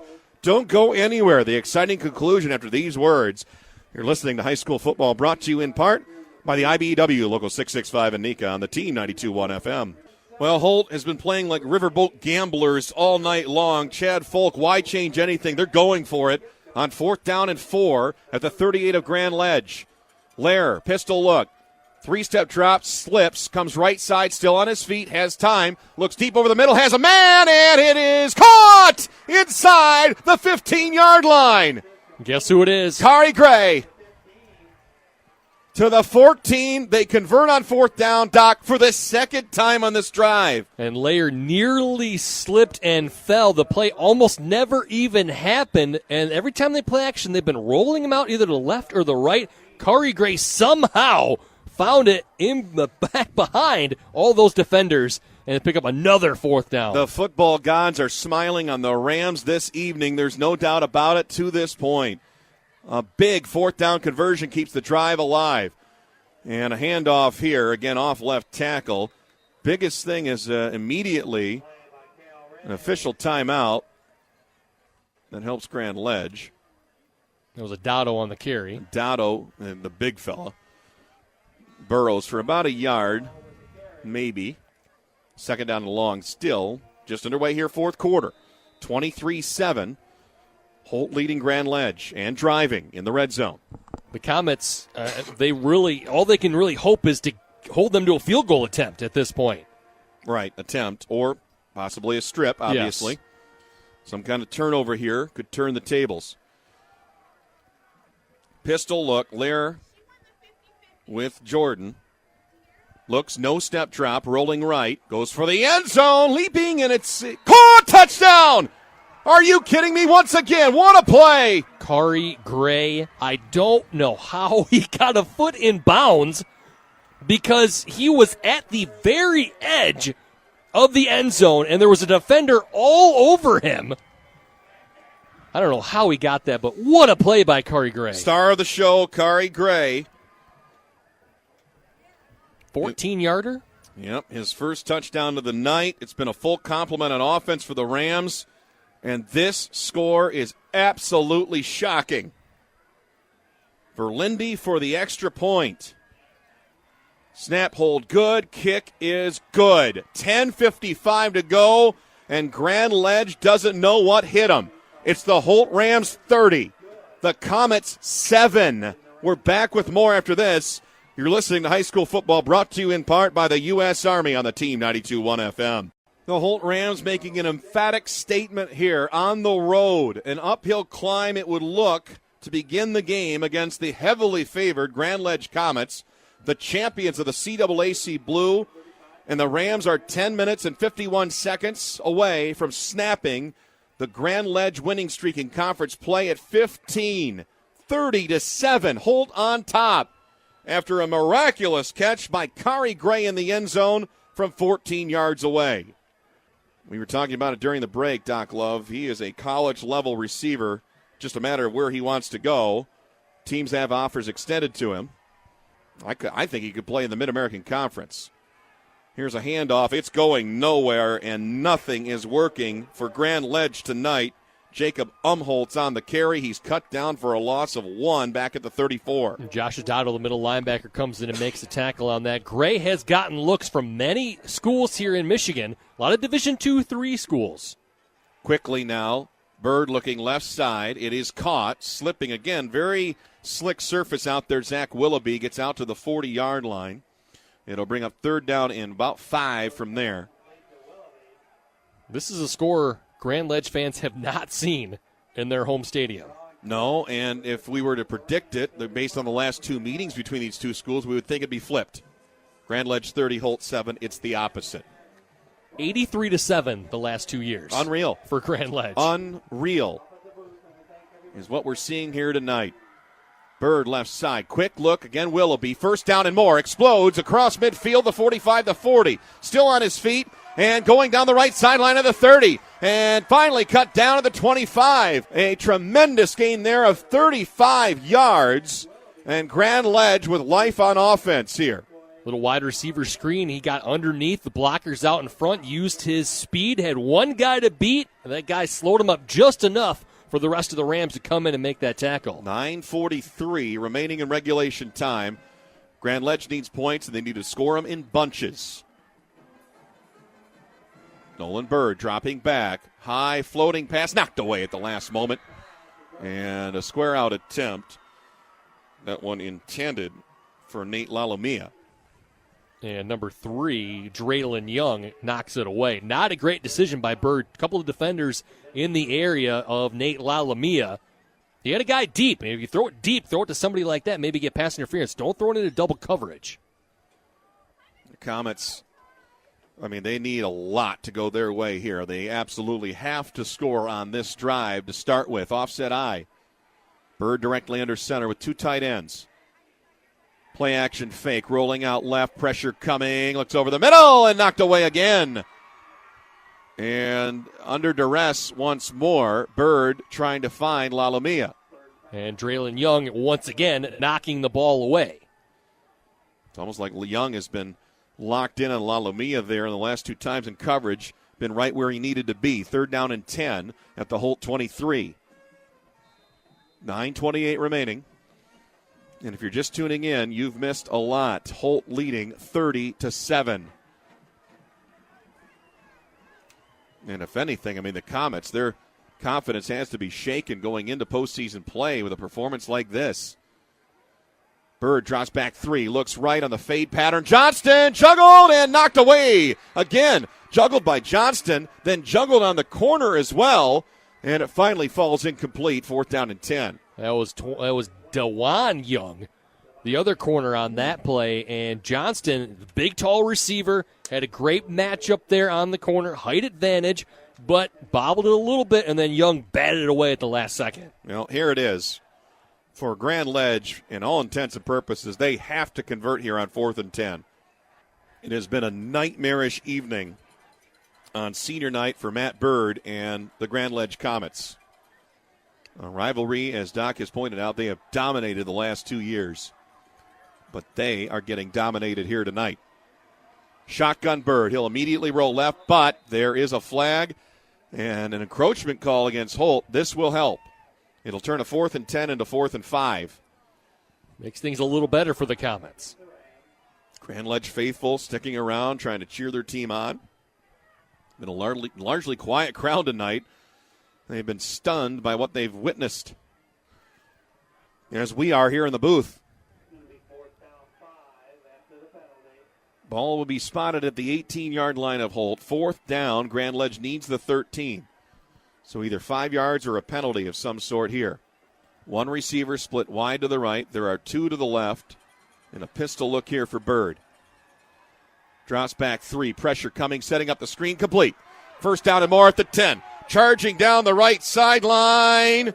And Cal Riggs is knocked out of bounds near the goal line inside the 2.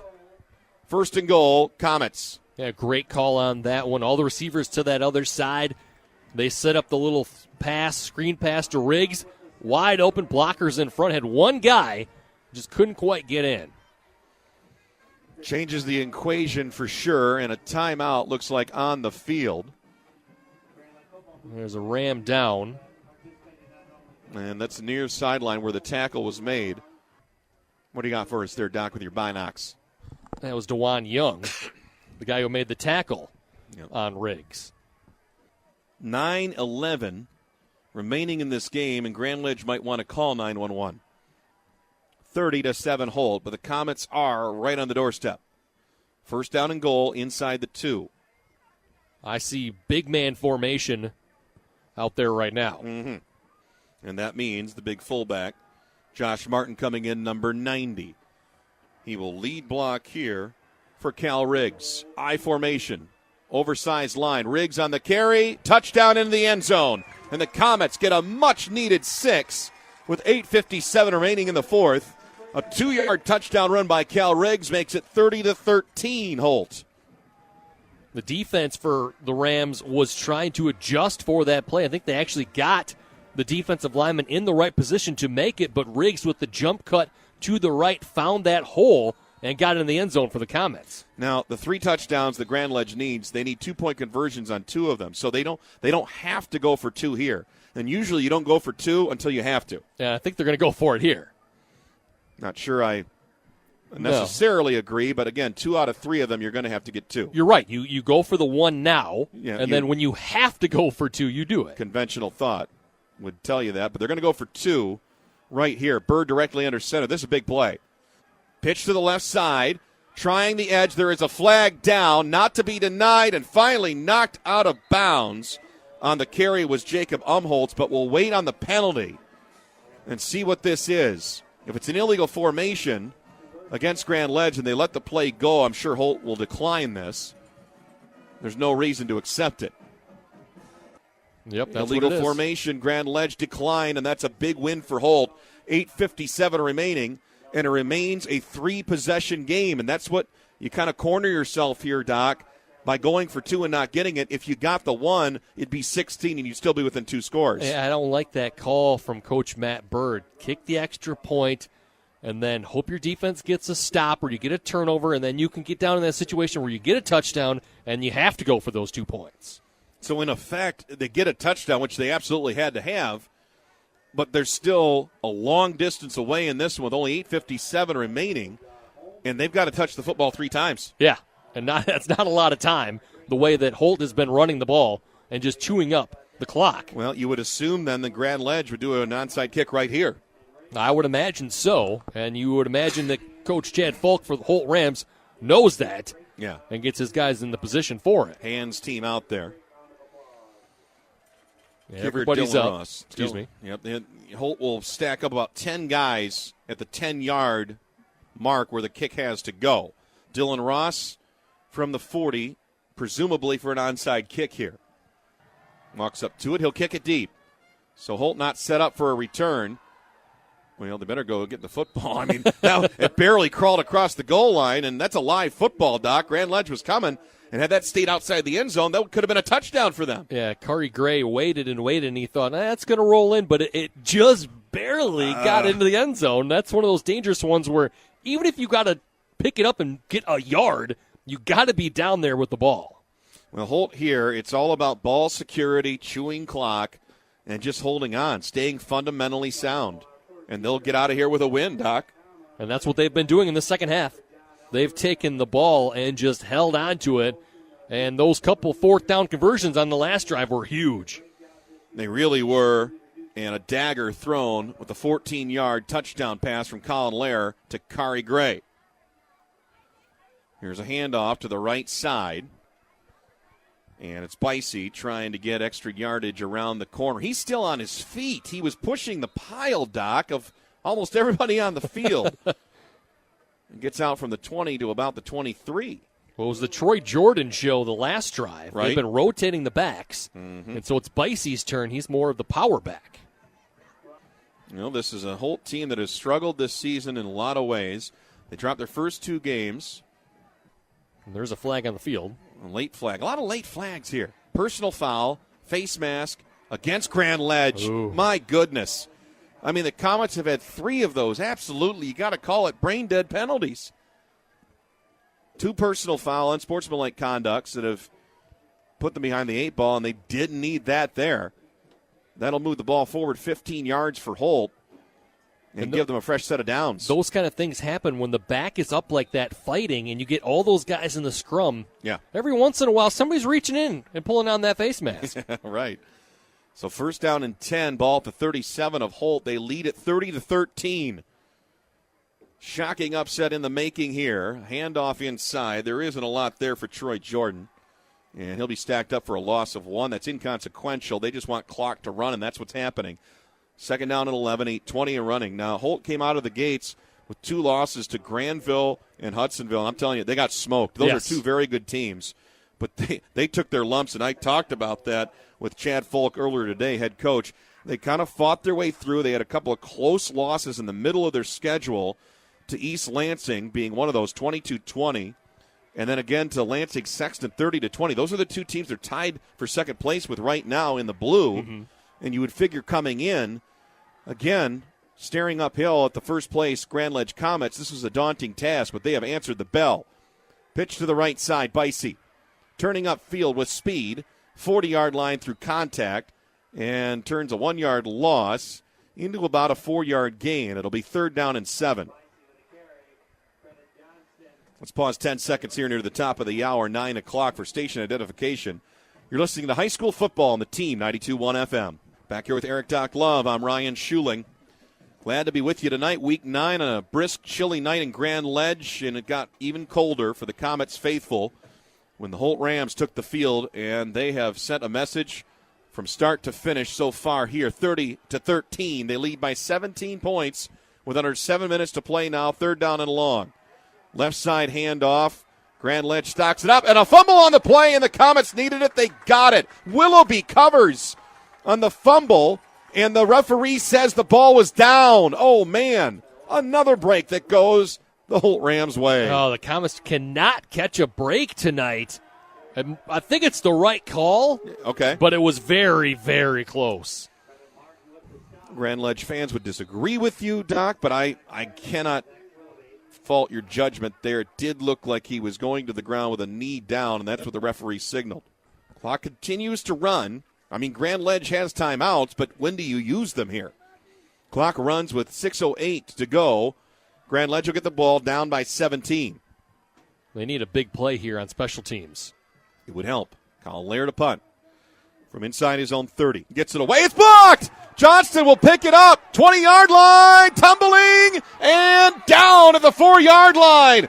They get the big play on special teams. A block punt, and Grand Ledge is inside the 3. 1st down and goal.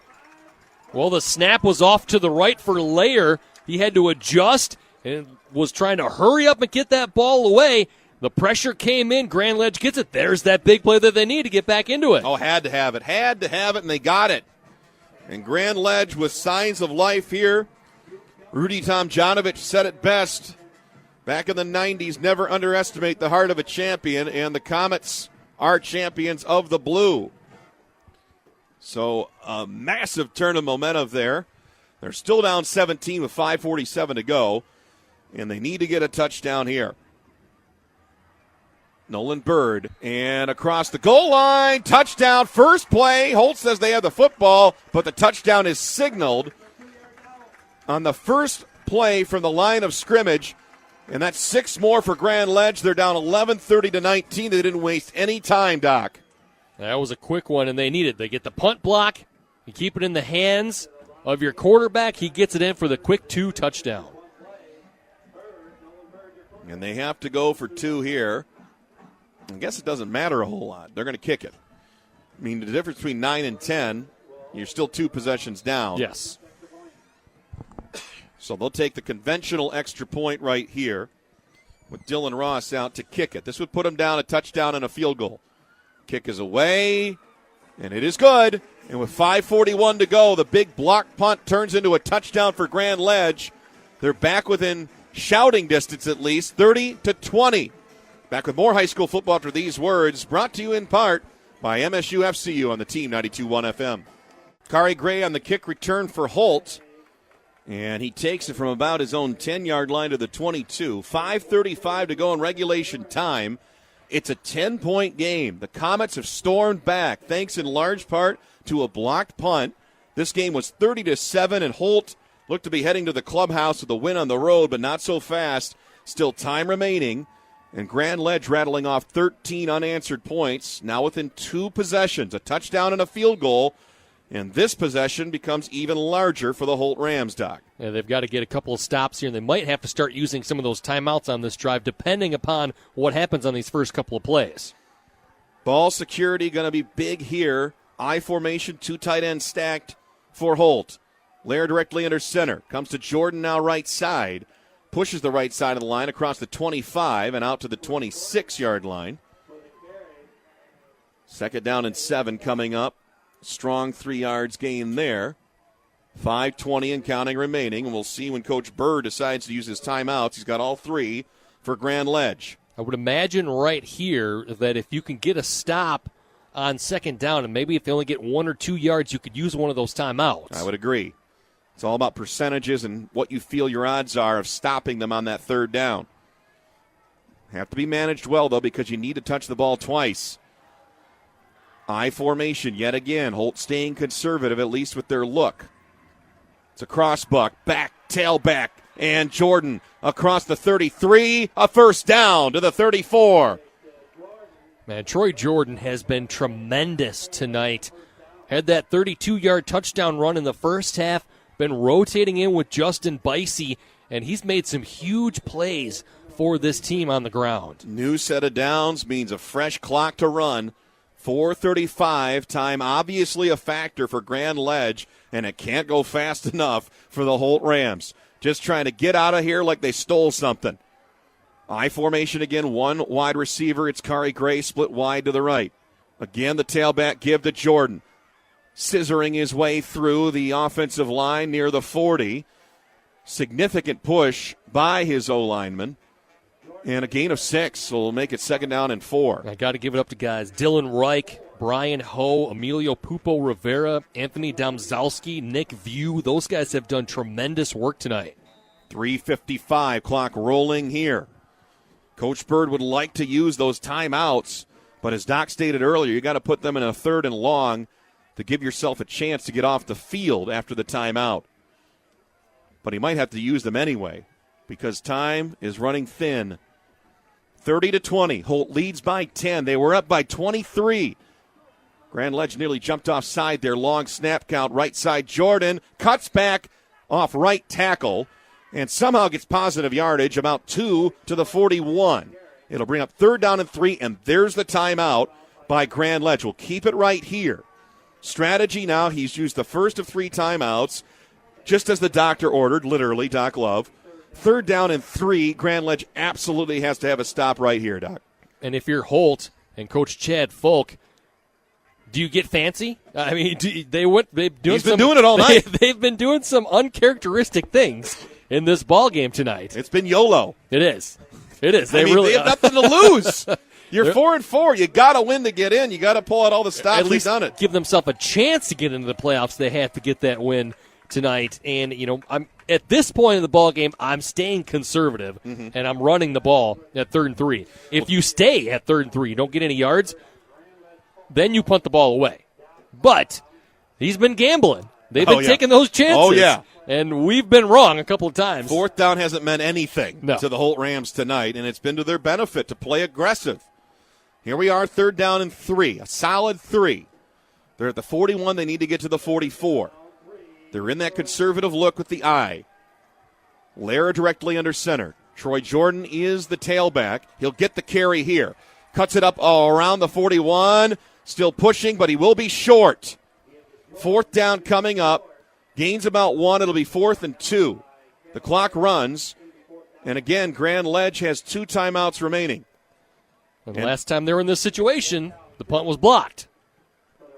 No sign of a timeout coming from Coach Bird. I'm a little surprised by that, unless he was fearing that Holt might go for it. I think Holt might run it down and call a timeout themselves. Yeah, that's exactly what they have to do and what they are going to do. A lot needs to go Grand Ledge's way still to have a chance in this game. They need 2 possessions, not just 1, trailing by 10, 30-20. But the mere fact that they're even with a prayer at this point is remarkable considering they were trailing 30-7, and it doesn't seem like it was that long ago. No, it was only about 6 minutes ago. And there's the timeout. We'll step aside for a moment. 2:28 remaining in regulation time. Holt trying to hold on for the upset win. They'll punt in a moment, leading 30-20 here at Grand Ledge. You're listening to High School Football, brought to you in part by the IBEW Local 665 and Nika on the Team 92.1 FM. Back here, Eric Doc Love with me, Ryan Schuling. Martin Anthony is our engineer. We've had a great one tonight. 30-20, Holt leading by 10, 2:28 to go. Stay tuned following this one. The Dean Transportation Power Sweep with your hosts Jack Ebling, Bluebelly Tom Crawford, the coach Rob Porritt, taking you right up to 11 o'clock with all the scores from around the area. Interviews as well. I have a conversation myself with the winning coach here tonight. And Chad Folk is hoping he gets that opportunity to talk to me. I think just because he's going to win, not because he's going to talk to me. Here comes the punt. There was early movement, and that's going to be offside against Grand Ledge. It will give Holt a 1st down, and that is a tremendous blunder by the Comets on special teams, Doc. Oh, that's a couple. What's that, the fourth or fifth time tonight? Like maybe even sixth time tonight for the Comets. They've just made poor mental mistakes. They want to get in there. They want to get that snap count and get that block, but you got to stay on side. They got blocked earlier. Holt did on a punt because of the aggressiveness of Grand Ledge, but it's a double-edged sword that cuts both ways, and now a lot of the Grand Ledge faithful filing out. Almost mathematic at this point. Holt just needs to hold on to the football. Jordan, and a flag comes in the area of holding. So the clock will stop with 2:22 remaining. And I cannot overstate what a mistake that was. Grand Ledge, they had a shot. If they field that punt, go down and score. But now, man, it is long, long odds. Your percentages went from not that great to pretty much nil. Yeah. The penalty is declined. The holding is declined. Good. Because they need the down. Yes. Yep. They need the down, does Grand Ledge. So a 2-yard gain they'll take because they got to find a way to turn this ball over. Holt in no hurry. And Grand Ledge, again, trying to be judicious with their use of timeouts. It's just not adding up now for Coach Bird. Well, you call it after this one, that's for sure. If you can get a stop on second down, you got to call it. Correct. I formation, Lair directly under center. Right hash. Jordan right side. They trust his ball handling skills and security. He's pushing his way forward. Again, got underneath the pile, looked like, across midfield to the 49, and now Grand Ledge will take its second of 3 timeouts, leaving them with 1. 3rd down and 4, 1:50 to go, and Holt leading 30-20. I was talking about Troy Jordan's elusiveness and speed and quickness, but I tell you what, tonight, he's got some power on these drives, yes, too. He has. He is really dragged or drug or whatever you want to call it. Either one. A whole bunch of defenders with him in this ballgame. Low center of gravity. Yeah. That'll get done it. Be lower than the lowest man, right? You don't want to get hit up high. Nope. And again, a timeout will keep it right here. Grand Ledge Comets have won 15 straight Capital Area Blue games. Conference champions going back now these last couple of years. And again this year, they'll be uncontested, even if they lose here tonight, still outright champs with only 1 loss in conference, as there'll be a gaggle of teams behind them. East Lansing, Lansing Sexton, and presumably these Holt Rams, if they hold on, all finishing the year in the blue at 5-2. What a win this would be for Holt, and really striking a blow for the entire rest of the conference. Yeah. As Grand Ledge has been that behemoth, Goliath, in conference play. Full house backfield here. Jordan again gets stood up immediately on 3rd down, but continues to push. And now at midfield, Coach Bird will take his last timeout. 4th down, Holt forced to punt again. 1:41 to go. And the Comets have a prayer, a big special teams play, which you dialed up earlier and got, Doc, on the block punt, would certainly serve the Comets well here. Either the block or some sort of tremendous punt return to get them into a short field or a touchdown of it is what they got to have one of those right now. There's just not enough time. You got 2 touches that you need, trailing by 10, and now no timeouts remaining. Mm-hmm. If Holt touches the football again, this game's over. Absolutely. Yep. And you got to stay on side this time. Oh, the game's over if they jump outside. Because, I mean, if I'm Coach Bird, I'm almost telling them, you got to get a block. It's so counterintuitive, right? You want to get that jump. Yep. But you can't jump offside. You almost, at this point, want to say, hey, we got to set up the perfect punt return because you don't want to jump offside. I lean toward that because I do think they have big playability on that side of the ball with the special teams return game. Xavier Farr has been tremendous. He's a great athlete. Willoughby will be back there as well. They'll have 2 returners set up, Xavier Farr and Willoughby. Willoughby a junior, Farr a senior, honored earlier tonight on senior night here in Grand Ledge. And they're looking for a big play. Lair, the punter, he's had 1 blocked, and it was in this quarter, and it turned into a touchdown for Grand Ledge. Here they come on the edges. The punt's away. It's a high hanger. They'll need to try to return it. Willoughby will take it. He'll stretch it wide to the right. 15-yard line flag comes in. He's tripped up, knocked out of bounds, and a big hit there right on the sideline. And this is in the area of an illegal block by Xavier Farr. Yeah, it's coming back. And it'll be, looks like, in the area of a half the distance penalty. So $1:29 to go. Grand Ledge needs a big splash play to give themselves a chance to set up an onside kick. Now, whether they get a touchdown or a get field the touchdown goal here, first. you would think You could take a field goal. You can, but you got to get in good distance right now. You got a long ways to go. This one's coming back. They're probably going to be inside the 10-yard line. Get the official call here. It's been taking a while, though, from the referee. I guess they're trying to get the spot of the foul, and then, of course, if it's inside the 30-yard line, it becomes half the distance. Whatever's shorter, 15 yards or half the distance, that's how they figure that out. So from the 15-yard line, it'll be marked off to the 7.5. So about 93 yards to go in a minute 29 for Grand Ledge, trailing by 10 with no timeouts. Holt Rams have gotten to this point with a lot of bold play calling and big plays from their big playmakers. And they're playing up, too. There's no safeties deep. Rolling out now. Bird with time. Deep down the right sideline. Johnston caught. Total prevent defense here from Holt. Under normal circumstances, you might not be a fan, but it's a two-possession game. And the Rams just want to make sure here. It's a significant gain out to the 27-yard line. So a pickup of almost 20. Big chunk play there by Johnston. And he got out of bounds, too, on the out route. 1:23 to go. First down and 10. Johnston will split wide to the left. Still looks a little bit hobbled from that ankle injury he suffered earlier. Bird looking left. Now he'll step up in the pocket. He'll try to run, and he's hauled down. And a flag comes in. A face mask up high. I am not sure that DeBerry get the face mask. It looked almost like a horse collar kind of tackle? Like a necktie tackle. There you go. I would call it. It was not a horse collar. It looked worse than it was, and I don't think there was a penalty, but they're going to call it here. Personal foul, face mask. And maybe he got a little bit of the bar underneath. Oh, that's a big one. A minute 17 to go. Still plenty of time here for Grand Ledge to strike, and they've already made up to the 43-yard line. 36 yards on 2 plays and a penalty. And that was going to be only a couple yards for Bird, and the clock rolling. Yeah. That's huge. It's a big penalty. Now the clock will run after the spot of the foul, so Grand Ledge has got to get to the line and get moving.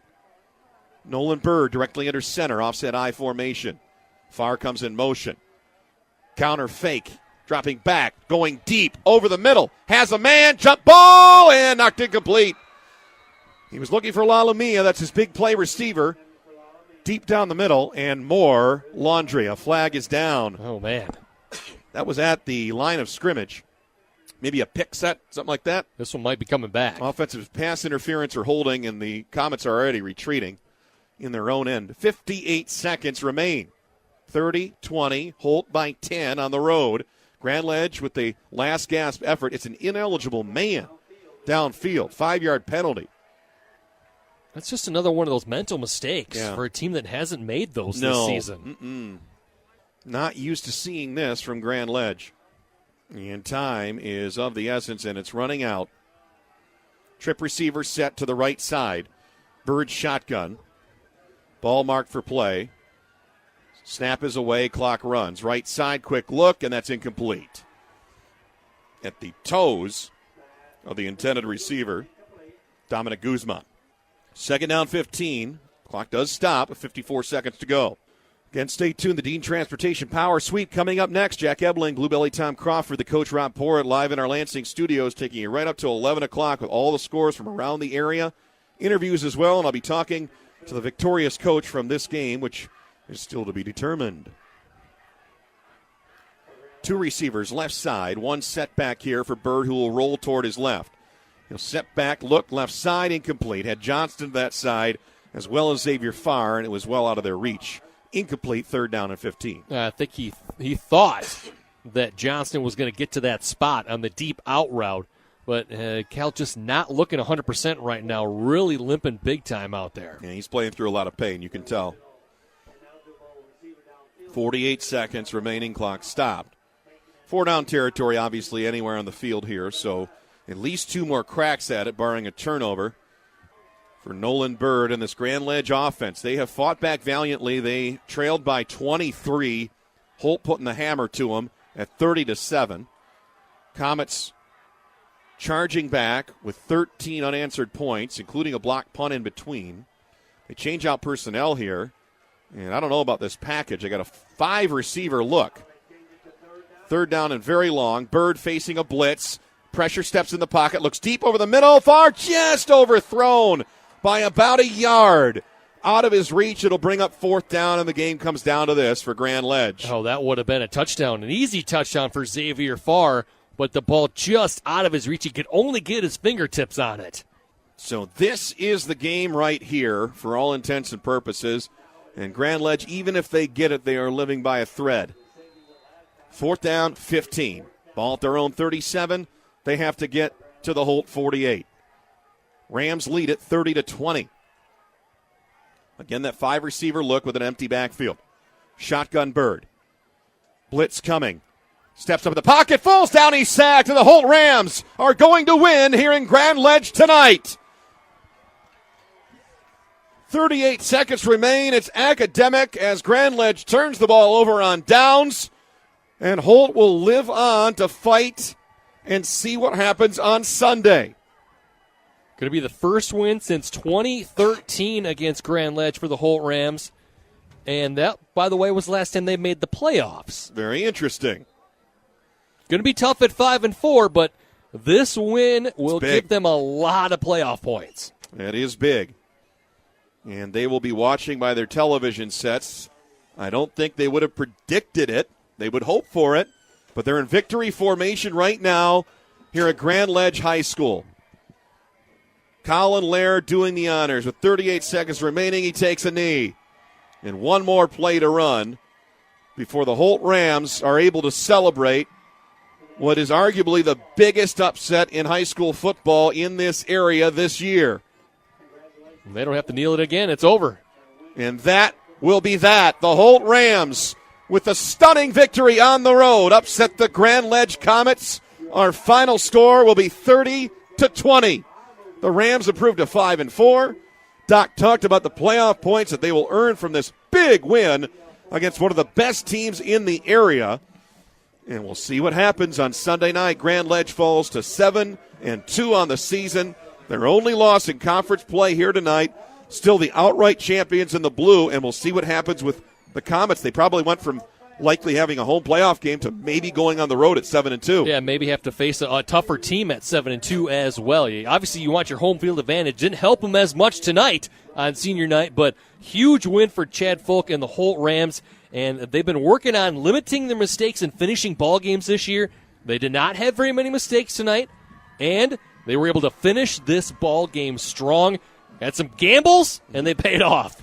They led by as many as 23. This was a thoroughly dominating performance by a Holt Rams team that needed a win, and they got it. And what a remarkable one it is for Chad Folk and his Rams getting on that bus and heading back south of Lansing. That'll do it for us from here for now. Martin Anthony, our engineer, great job as always. For Eric Doc Love to my right, I'm Ryan Schuling, signing off from Grand Ledge High School, where our final score again, the Holt Rams 30, the Grand Ledge Comets 20. Stay tuned. Coming up next, it's the Dean Transportation Power Sweep after these words on the Team 92.1 FM.